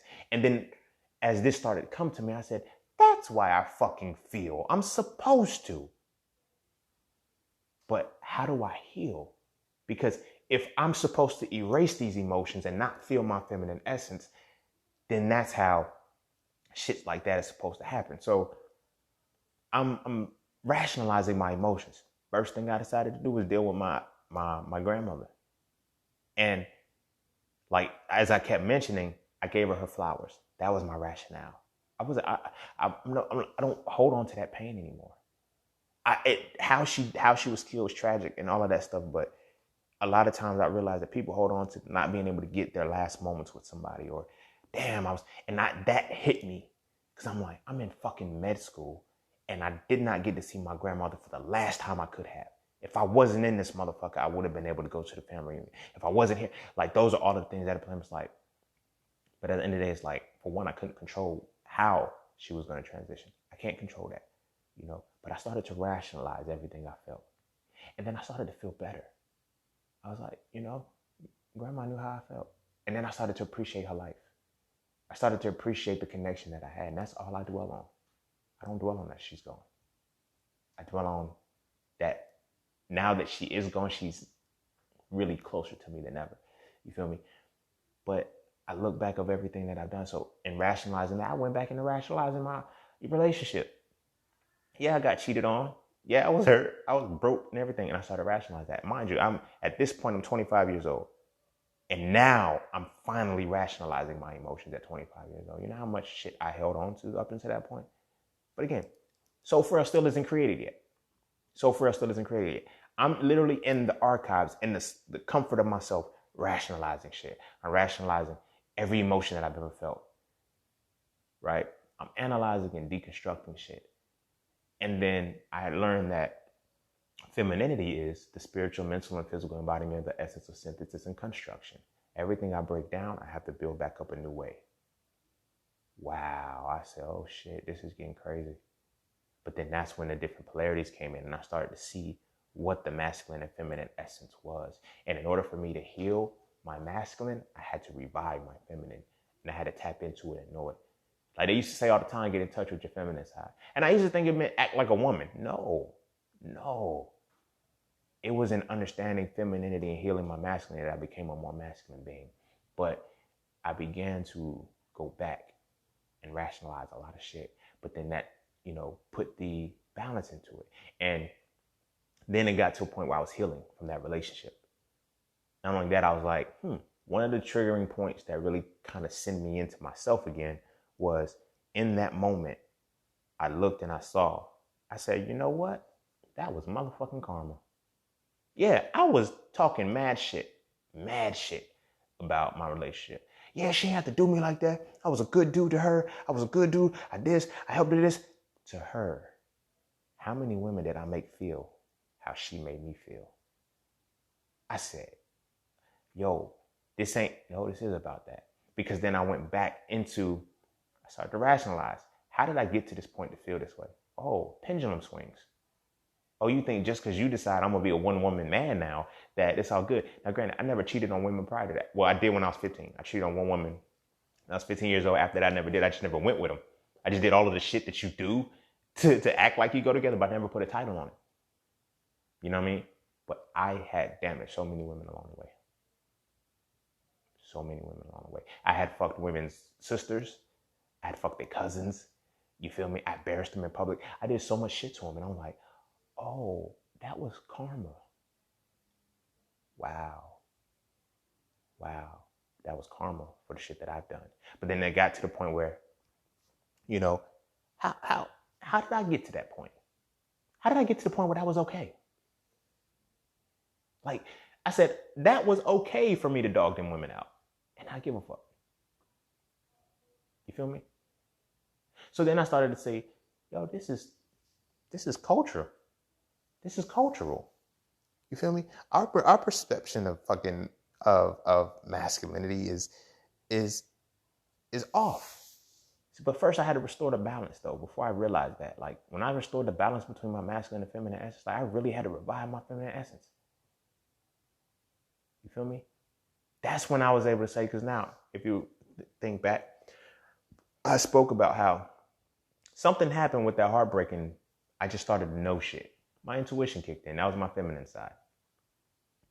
That heartbreak opened up my feminine side and I had never explored it before. So when I could just know shit and I'm like, where the fuck did this shit come from? How do you just give me, like I just woke up from a dream and I had never had a dream that real. Where I woke up and said, she fucked the weed man, bro. That was my intuition. That was my intuition emerging at that point. You feel me? But I had not polished it because I had not fucked with it. I said, because I got to stay away from my emotions. Emotions are a quintessential piece to it. But then this led me to intuition, subjectivity, different things like that. And I'm like, oh, let me really understand this as an essence. Not as a task, as an essence. And when I took and peeled back the essence, that's how I was able to come to that. And I restored the balance. In healing myself, and it was amazing because in order to heal myself, I needed to use my feminine side. My masculine side wasn't going to heal me. My masculine side was the reason why I was suppressing everything. But my masculine side wasn't really what masculinity was because it had been fucked up and tainted. Why? Because of the cultural imprint. So at this point, I'm talking to a lot of women, not like, talking like I'm trying to get with them, but it's like every one of them keep asking me the same thing. Because at this point, I'm really actively doing the work to heal myself. I'm putting in the work. I'm like, I was fucked up. Like, I be seeing dudes be calling me a simp all the time on social media. It's fucking hilarious. They're like, you simping. You're like, no, I really like women now. Like, I've always had a feeling where I always liked women, but I always felt ashamed of it. Because it's like, nah, you don't fuck these bitches, man. You just fuck them. And you know what I mean? Like, I remember I was like 11. No, I was 12. And my homeboy was like, what we about to do? And the girls that they're like, you coming with us? Yes, I'm coming with y'all. They're like, you a girl, man. Why you always hanging with the girls? They're girls. I'm confused. I'm like, isn't our goal to get girls? Isn't our goal to be with girls? Like, why are we never with the girls? It's always me and my niggas. Like, why are we never with the girls? You feel me? But I always had that draw to them. And they always had that draw to me. But I was able to have platonic shit. You know what I'm saying? But like I said, conditioning, like I had realized that we never learn to like women. We learn to like vagina, and that's what we chose to get. So we'll tolerate a woman as long as we getting some pussy out of it. It's tolerance. So I was like, yo, why the fuck are we like this? Like, in healing that, I started to put the pieces together. So my sisters would come to me and be like, yo, why men do this? I don't know. That was my answers at first. I don't know. Like, I'm not every man, because that was something that I would always be like, I used to be that type of motherfucker who, a woman say, oh, men is like this. I'm like, some men, not all. I used to get triggered by that shit because I would still have those tendencies of those men that they're talking about. But then it's like, yo, because I'm changing, I had to accept that. But then it's like, when we get into that mentality of some, not all, that means that we understand the culture. We understand the culture. So I'm like, all right, bet. That's how we're going to do that. So when my homegirls asked me, yo, why men like this? I was always giving women advice on men. Didn't know why. Like, when I say always, I mean always. Like, but after like 24, 25-ish, that's when I was conscious of it. But, you know what I mean? Like, when I was in high school, I had homegirls treating dudes like women. Like it was crazy, because I was like, look, yo, y'all my homies, and I fuck with y'all 100%. So I'm going to teach y'all the game so y'all don't get played. They're like, all right. And when I taught them the game, they was like, yo, bro, I got like 4. Like, when I used to talk to them, the shit used to be so sad, because I'm like, yo, these are the coolest. How y'all playing with some of the coolest niggas in school right now? Like, the dudes that everybody talking about, the popular dude, they had them wrapped around their finger. And I was like, yo, I'm doing the same shit to the women. I'm doing the same shit to these girls. Like, I got these, like, you feel me? I'm like, so they're like, yeah, bro, man, this motherfucker talking about he want to fuck, man. I'm just going to get some head. And I'm like, wait a minute, you're doing what? You just going to get some hair from him? You're like, yeah. I'm like, what the fuck did I create? What did I create? But the point of that I was making was that I kind of had that guidance factor and that knowing early on. And so when I got 24, 25, my mind had changed, because I had started to heal myself. I started to revive my masculine essence for real, because I had to understand what was going on. So from talking to women on a regular basis, they were like, yo, why men do this? And I would break it down like, bam, this is the case with this. Or bam, this is the case with this. And when I say my intuition got stronger, because there was things that I would know and never knew before in any way, shape, or form. I didn't know where it was coming from. I know how in tune it is now, but I never knew where it was coming from. And like, I remember one good friend, we were talking, and I said, look, this is the last time I'm talking about this shit. She was like, well, write a fucking book then. I was like, you know what? You got a good ass fucking point. Because if I write a book, I ain't got to repeat this shit anymore. I can just tell motherfuckers, Now, mind you, So Frail still is raw. It's not refined yet. It's like, I could just write this motherfucking book. When motherfuckers be like, yo, what is it? Why men do this? Why men do this? Why men do this? Go read the fucking book. That's how the book started. It started as a why men do this type book. So I was like, okay, cool. Let me truly answer this question. Because I don't want it to be on some shit like, I didn't like the way one particular book was written, where it's like, yo, men are just like this, women, you got to change and adjust. I didn't feel like that was cool. Because I'm like, yo, we got to change. There's literally something wrong with us. We're the problem. You feel me? We're the problem. Like, one of the biggest pieces, and one of the things that really hit me was that we would rather tell a woman to cover up. As men, we would rather tell a woman to cover up, wear turtlenecks in the summertime, all of that shit, wear dresses down to their ankles. We would rather tell a woman to do that than teach a man how to resist sexual urges, than teach a man how to control his sexual desires, teach a man how to overcome his lustful desires. You feel me? How do you do that when you don't have the accountability piece and you don't have the necessity to do that? Everybody says men are just like that. That can't be right. That can't be right. Because I don't like to feel like I'm some kind of superb being, but I also feel like, yo, I was able to do this shit because of practice and discipline. I now learned how to control my urges with practicing celibacy. You feel me? But then again, I'm not telling everybody to be celibate, but I'm telling you how the process came about. You feel me? It was like, so why are men like this? Why do we do this? And so at first it was just going to be a play on words. At first it was just going to be, yo, Here's why men are like this. I knew motherfuckers gonna read, but I said, you know what? That's not what it is. That's not what it is. So then I went back. I said, well, what is masculinity? And that conversation came about because I remember I was talking to her, so she was like, masculinity is so fragile. I said, well, what is masculinity then? I said, since you always calling this shit fragile, you tell me what masculinity is. So we friends. Now, don't get me wrong. It wasn't coming from a hateful place because we're friends. So she says, yeah, masculinity is this, that, and the third. Masculinity is so frail. Masculinity is so fragile. I said, well, tell me what masculinity is. She was like, well, I said, define masculinity. And it was kind of a, that SpongeBob meme and shit where he, why don't you define masculinity? So she said, why don't you define masculinity? I said, the spiritual, mental, and physical embodiment, the essence of analysis and deconstruction. She was like,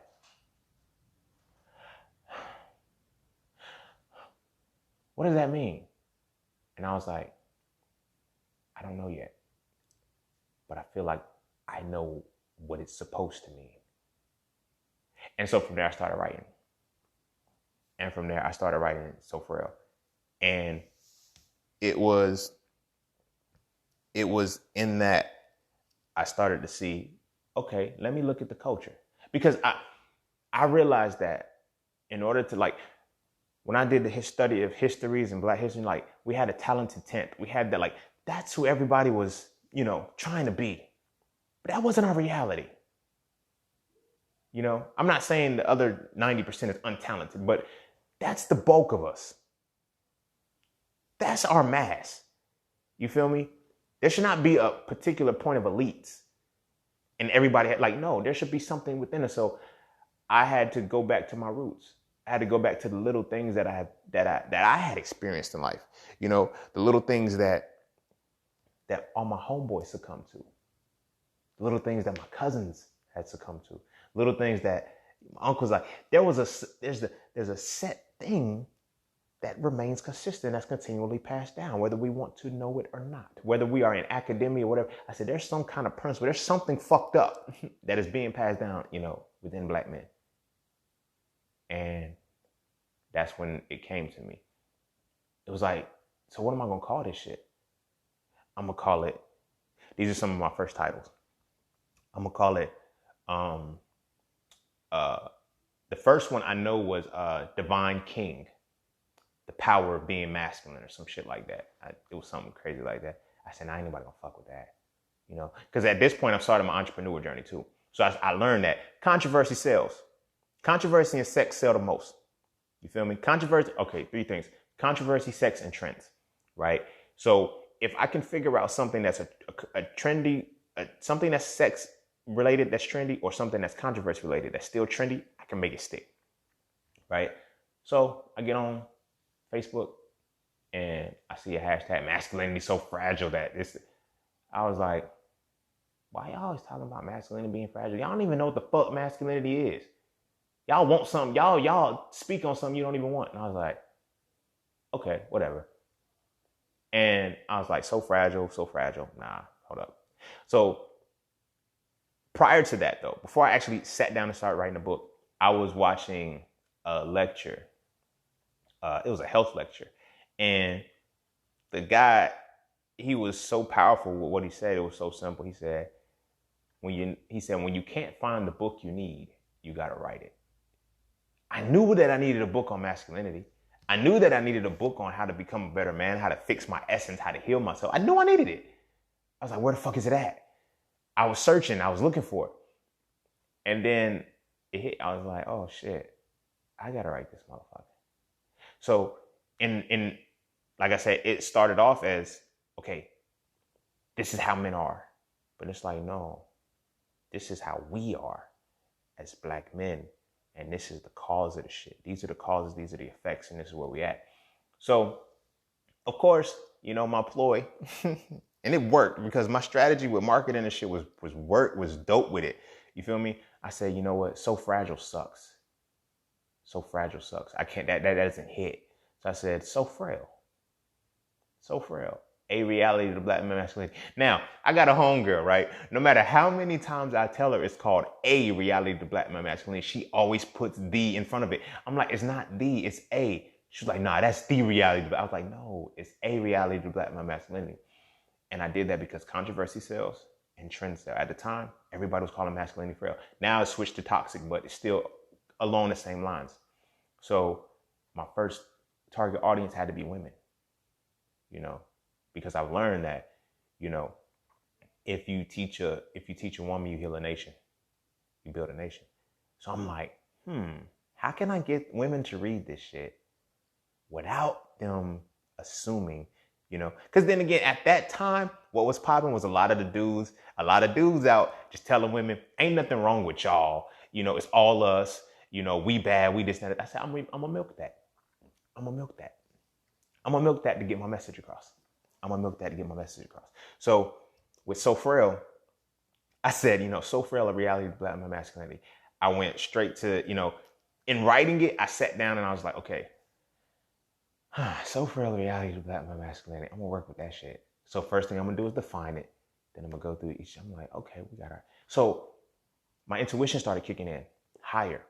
My intelligence was there. Like I was like all of the information was there, but my intuition had to kick in for me to know what I had to write about. And, first was the definition. And I was like, okay, that makes masculinity. Okay, that's what masculinity should be. Okay, now I'm redefining it. Oh shit. So what did we have before? We had pseudo-masculinity. Wow. Well, what is pseudo-masculinity? Okay. Damn. Well, who caused it?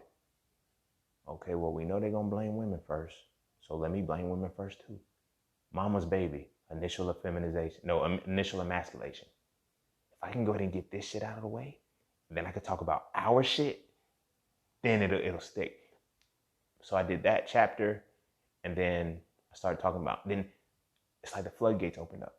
Alpha, betas, epsilons came about, the different types of men. Then how religion affected us. So I'm like, whoa, where's this shit coming from, bro? Like, how do I was able to see both my reality and the tangible collective at the same time. And that's how I wrote So Frail. That's how So Frail came to life. And at first, literally, I was writing it so I didn't have to repeat myself again.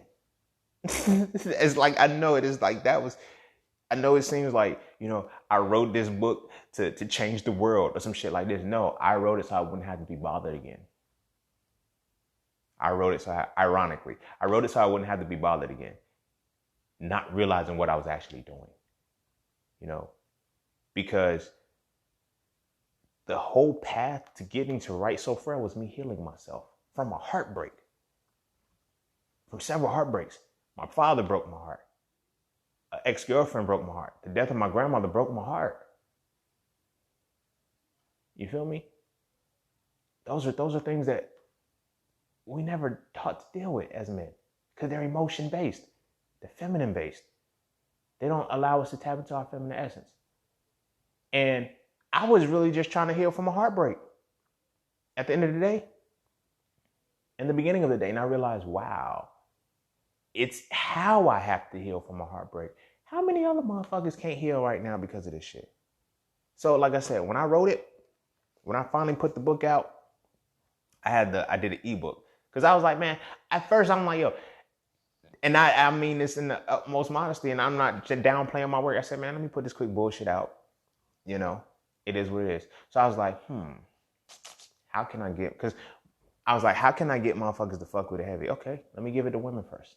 It makes sense. The title is So Frail, a reality of the black masculinity. They're going to read it. Because I knew that my marketing plan, like I said, it was dope because I knew that women were going to read it first.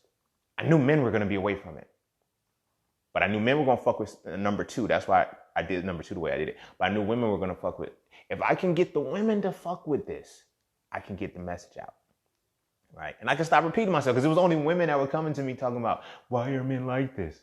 It wasn't men coming. It wasn't my brothers saying, yo, why we like this, bro? You feel me? So it was women saying, like, I'm like, all right, cool. So I wrote it, published it and everything. And I was like, you know what? I'm going to give it for free to like 5 women, And I gave it to those women. And I said, I want you to read this book for me. Just tell me what you think. And it happened. It started to move and do things that I did not anticipate happening. I didn't. in any way, shape, or form. I really just thought like, all right, it is what it is. So then I was like, all right, fuck it. Let me start advertising this shit for real, for real. So I was like, I got this book, So Frail. And it was like, because everybody read it was like, oh my gosh. Wow, I did not know how needed this was. You feel me? I did not know how needed this was. So again, I'm like, yo, y'all just, fucking with me because y'all fuck with me. Like, it's like, that really, I'm like, they're like, no, bro, like, this is different. This is different. Like, I don't know, like, and it broke timelines. It broke timelines because people younger than me, it didn't break timelines. It was timeless because people younger than me were like, I was at work and I had two homies that two of my, I was a supervisor at the time. So they were under me on my shift and they was like, yo, I read your book, bro. One of my homies was like, yo, I got to get out of the streets. I didn't know it was a setup like this. I got to get out of the streets. I was like, damn, just reading my book. He said, bro, and I don't even read books. He said, but I couldn't put yours down. Like, he said, how you put so much deep shit like that in so, I was like, oh, damn. Then I had another homie was like, yo, bro, I got your book. Like, that shit is dope. Like, where you get that shit from? I was like, I just wrote it. Like, you feel me? This experience, like everything that I put in here is experience that I've seen. You feel me? That we see, that we experience. And, the women on the other hand were like, I know women who have bought it for like 3 or 4 men. And it's like, yo, read this book. And again, it's still surreal. I'm like, man, y'all just hyping me up because y'all know me, whatever. But then strangers started to come to me and say, yo, like young people, older people, there's people who are like, they're like, you were what? Like, you feel me? I'm 30 now. So when I tell people about So Frail, I'm like, yeah, I wrote that book when I was 26. They're like, you wrote that when you were 26 years old? Yeah, I wrote it when I was 26 years old. Like, they're like, how? You feel me? There's older people who have read that book and was like, how did you come up with that? I'm like, how did nobody else see it? That's my thing. Like, I'm like, yo, somebody else could have wrote this a long time ago. Like, because we all should know, but it's like, it's deeper than that. And as I started to express it, more of what So Frail really was and what it was, I realized what I was doing. And in trying to, be funny and trying to be funny and say, look, women, when y'all start asking me about men here, I'm gonna give you So Frail to read the shit. So y'all can stop asking about us. Why are men like this? I don't fucking know why all men are like this, but here's why. I ain't gonna say it was a joke. I ain't gonna say it was me being funny because I really put my intention into that book. But I did not anticipate what I was really doing. I didn't know. You feel me? To where I got homies, now my male homies, my brothers, they're reading it and they're like, bro, it's so much shit that I knew within that I could never access, I could never speak on because I didn't know. You helped me see that. You feel what I mean? So I'm like, all right, bro, respect. And it's like, it was to the point where there was more information. They're like, yo, there's got to be more to this. There is, but it hasn't come to me yet. You feel me? Which led to So Frail 2. So Frail 3 is coming. Just be patient. But which led to So Frail 2 because by So Frail 2, I said, okay, I have a male audience too. Being So Frail, a reality black male masculinity captured a female audience. You feel me? Captured the women just in the title. And I knew it was going to do that. Because like I said, I started my entrepreneurship. I said, yo, I got to figure out how this shit works. So I said, if I can get the women first. And then a part of masculinity was always knowing that rationale is going to follow emotionality. So if the emotions of a woman are stirred up, the rationale of a man is going to follow it. Look at the way society works right now. Look at when they want to put fear tactics in us, they kill somebody, right? Because they know it's going to trigger the women and it's going to rationalize us. It's going to make us, our rationale, follow whichever emotions the women are following. If the women are scared, we're going to rationalize fear. It's like, that's what we're going to be doing. And I saw that and I observed it and I peeped it. So I said, okay, now I have to reverse this shit. Now let me give this to women. And now they give it to their sons. They give it to their brothers. They give it to, and it's doing what it was supposed to do. So when So Frail 2 came out, for the people I didn't have as an audience, guess what I called it? Toxic femininity. Because I said, let me go ahead and let me snatch up the male audience. Oh yeah, everybody thought that I was talking about women. Everybody, just like, I'm not saying just like as everybody did, but in So Frail 1, so many people thought that I was bashing men. Why? Because it fit the narrative of everything that was going on. Everybody was tweeting and dropping all of these gems about, ladies, nothing's wrong with you, it's all us. Ladies, nothing wrong with you, it's all. No, my point was not, there's nothing wrong with y'all. It was never that. My point was, here's why we're like this. Because everybody was talking about that we're like this. Nobody was ever saying why. Nobody was ever peeling back the layers.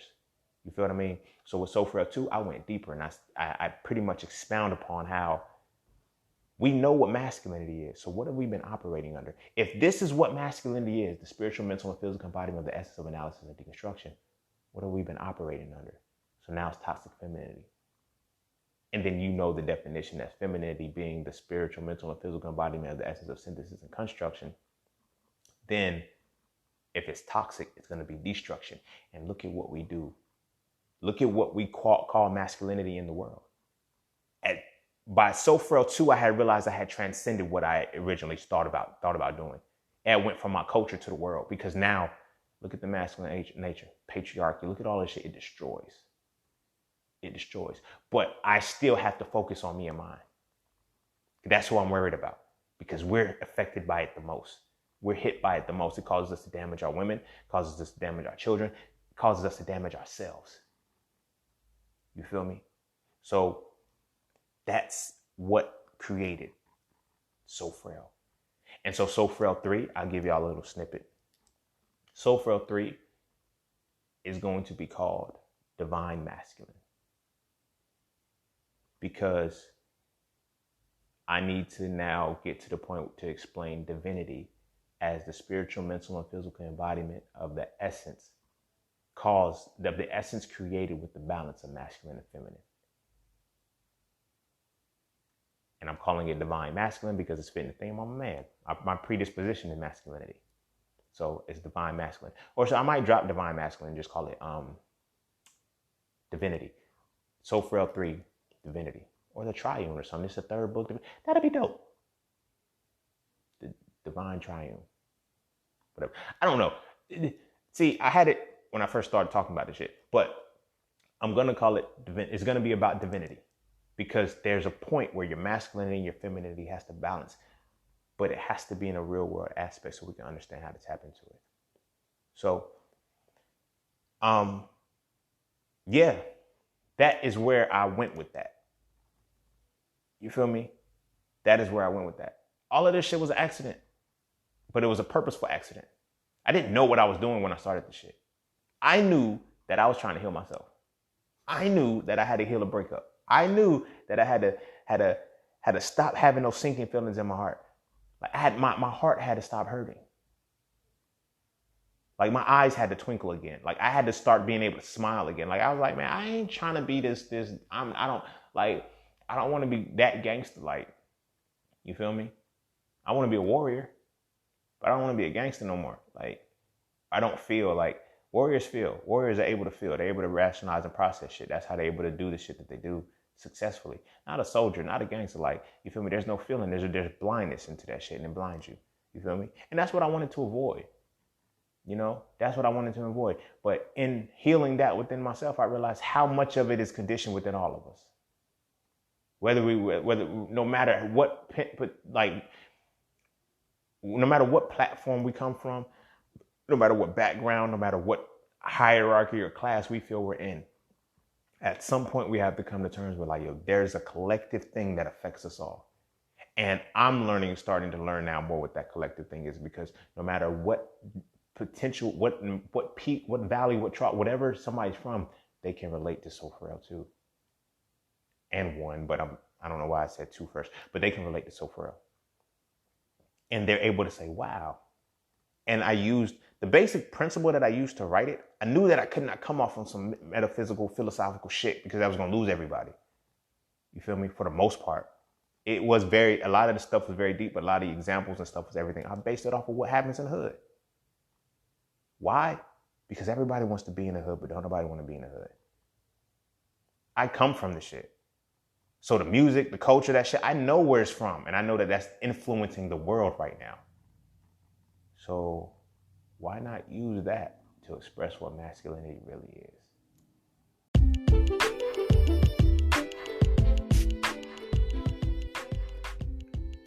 And don't forget to take a moment to go get your exclusive merchandise from Just Scenes merch.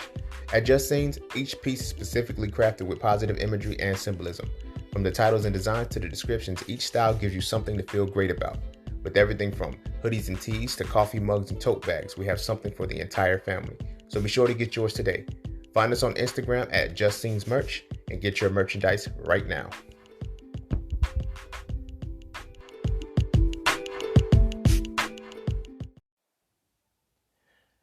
Yeah, so that's it. That's the story. That's the story. You know, I never spoke on it before because it's kind of like one of those things like I'm in the moment. Like I'm in the moment. So it's like I'm already beyond that. It's like when you get a new level of insight or whatever, you know, a new level of learning. And it's like you get excited about that level and you forget to go back to where you started from to get people to understand it. You feel me? I'm not saying people don't understand So Frail. They do. You feel what I'm saying? But you got to understand where I came from with it. Like, cause I'm tired of the misconception of motherfuckers. Like, cause you motherfuckers, and I don't mean motherfuckers in just a way, but you will not give my father credit for shit that I created within myself. You feel what I mean? Like that whole, oh, your dad must have had a very positive. No, he didn't have a positive impact on my life, and I had to learn to heal from that. I had to learn that his absence created a greater essence within me. Feel me? When I took the time to get over the emotional part of it. And the emotional part of healing through that was like, bam, bro, this is a different way to look at life. This is a different way to look at life.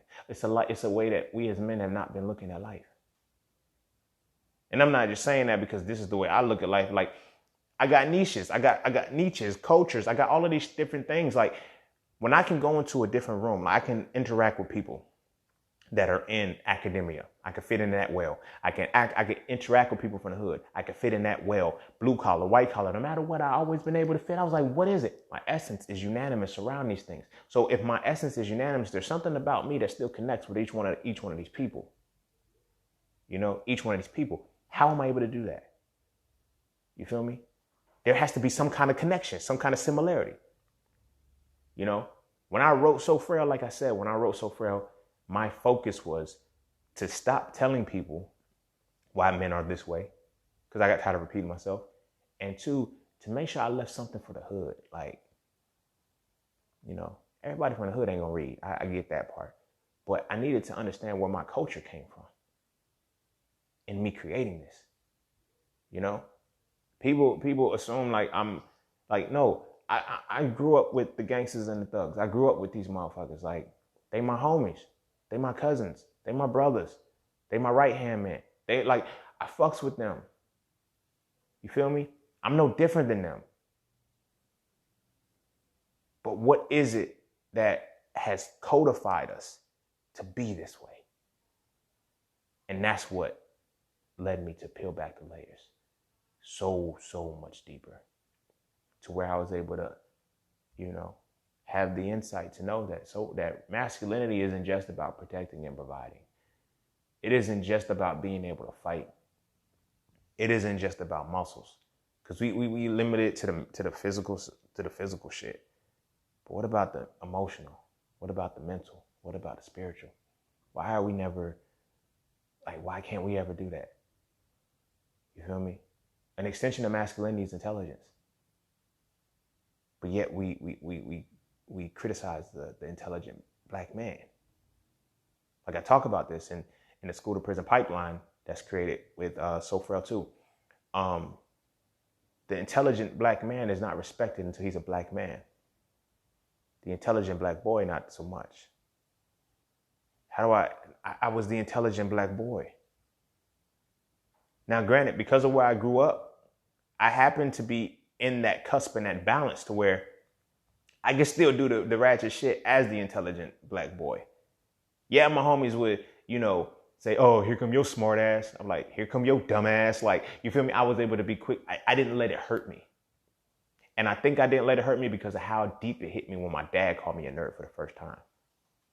Like, do you see like how culturally intelligence is shunned for the black boy? That's a part of masculinity. You feel what I mean? That's a part of masculinity. And we attack that. We attack an aspect of that. When I went to college, I was so confident in my intelligence that it was like that shit doesn't bother me now. Like, it can't be used. Like, I've always been known for being smart and being intelligent and being well-versed in the shit that I talk about. So now when the Peace King, you so smart, that shit don't bother me anymore. But now I see how it goes to certain dudes' heads. They get the little bit like, now I can have all of these women because this, like, you let that get to your head. You feel me? I want to deter that by making it appreciable when they're boys. To know what the fuck we're dealing with. I used to tell my mama all the time, my teacher don't like me. Sometimes I was lying. Sometimes I was telling the truth. This teacher is just against me. You're not there for them to like you. You're there for them. But I got to still be comfortable. I got to still be, in order for me to learn, I got to be able to fuck with you. If I know you don't like me, then I don't like you. It's that simple. I can't learn from you in that space. I'm in a guarded position because I'm always on defense mode. I can't learn. How many of our black boys are like that? Damn near all of them. Because the school to prison pipeline is built for this shit. You feel me? That's how So Frail came about.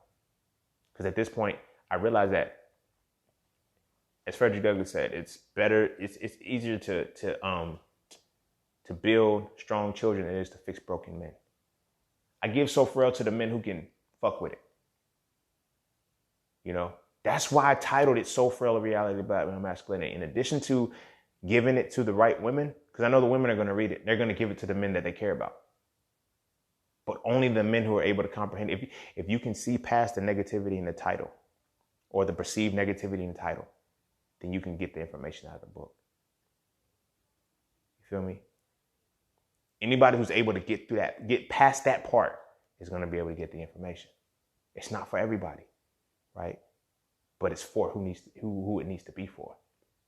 And so you have to be able to see past that part. You feel me? And this is my logic behind it. If you're not able to even get past the title, the information in that motherfucker is not going to be, you're not going to be able to compute it well. You can't even get past the perception of, like, see how the emotions are triggered? To see So Frail, a reality of black masculinity, you feel attacked. You feel me? You feel attacked. So you're not going to be able to get any fruit out of what's planted in that. You dig what I mean? And I understand that for future generations, in order for you to break cycles, you have to be willing to face some shit. If you're not even able to face the title of a book, how the fuck are you really going to change your circumstance? And I'll end with that.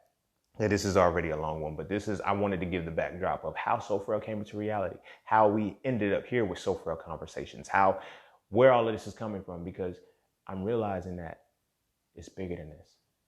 It's bigger than this. And I wouldn't, if I wasn't doing my part and doing what I was asked and tasked to do by the universe, I would be deserving everybody, So with that being said, this is me. This is how So Frail came to be. A jaded young man, a jaded 25-year-old man decided, I needed to heal. My mama told me something powerful.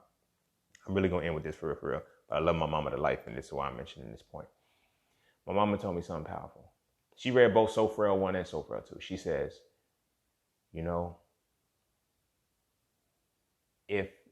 she said, I always wondered how, we were sitting down just chilling one day. She said, I always wondered how your father affected you. I was like, oh Lord, here we go. That's what I'm thinking. I'm like, oh, what she about to talk about now? She was like, I always wondered how your father affected you.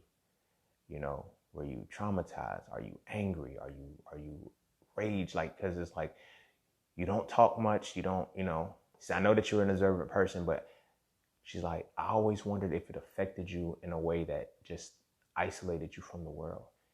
And I always wondered if you would ever heal from it or ever change from it. And I said, so Mom, where are you going with that? She said, where I'm going with is that I see that you have healed from your father, and your healing is so frail. She said, I can see your healing in this. I can see that you have healed what he's done for you, what he's done to you. I'm like, well, it's not just healing from him, but I can see that. She says, you don't create something like this without going through pain. And she said, I finally see, and this is what threw me off. This is what put me on a whole different level. She's like, I finally see how much pain he put you through by how great this is. Now, granted, I'm like, yo, this is my mama. You feel what I'm saying? Of course, she's going to say anything that I create is good. She's going to hype me up. But it's not just my mama. It's not just my mama. Book reviews, conversations with people. Yeah, that was a very great pain. And in that great pain emerged what was supposed to emerge from it. So with that being said, if you haven't read So Frail, A Reality to Black Male Masculinity, please check it out. If you haven't read So Frail 2, Toxic Femininity, please check it out. They're available everywhere. I particularly prefer you get them from me. So you can check out my site you can go to my website, IamJustSeen.com to get them. But as long as you get them, I'm fine and I'm comfortable with that. So Frail 3 is coming.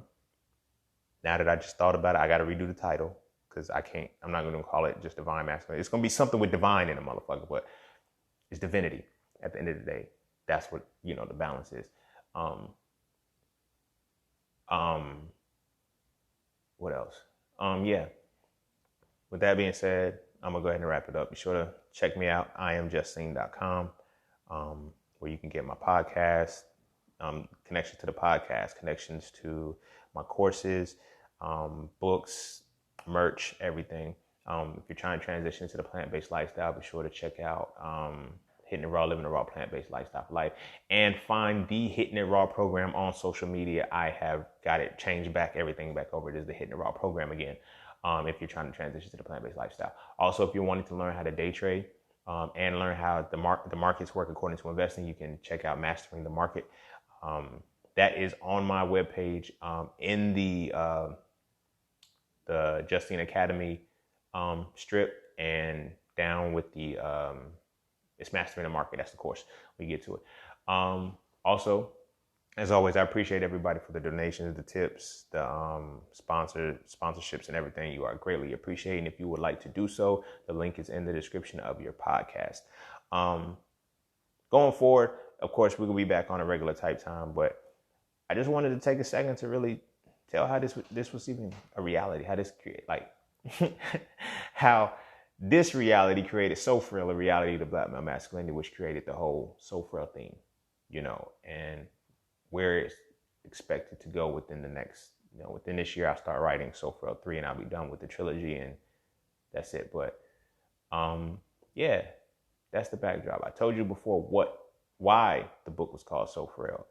I told you before why the book was called Toxic Femininity, but I never told you why or even how I got to the point where I was able to put something like that together. I wasn't born like this. I wasn't, blessed with some kind of magical gift or anything like that, but I healed. I healed from all of the emotional pain that I felt. And in healing from that emotional pain, it revived my masculinity, for real. And when it revived my masculinity, I was able to balance my femininity and become who I am. Just seen. Nothing less, always more. So with that being said, go kiss your babies. Go enjoy your day. Enjoy your life. Have fun. Live, love, laugh. And I will see you all on the next one. Peace, love, knowledge, and freedom. I'm out.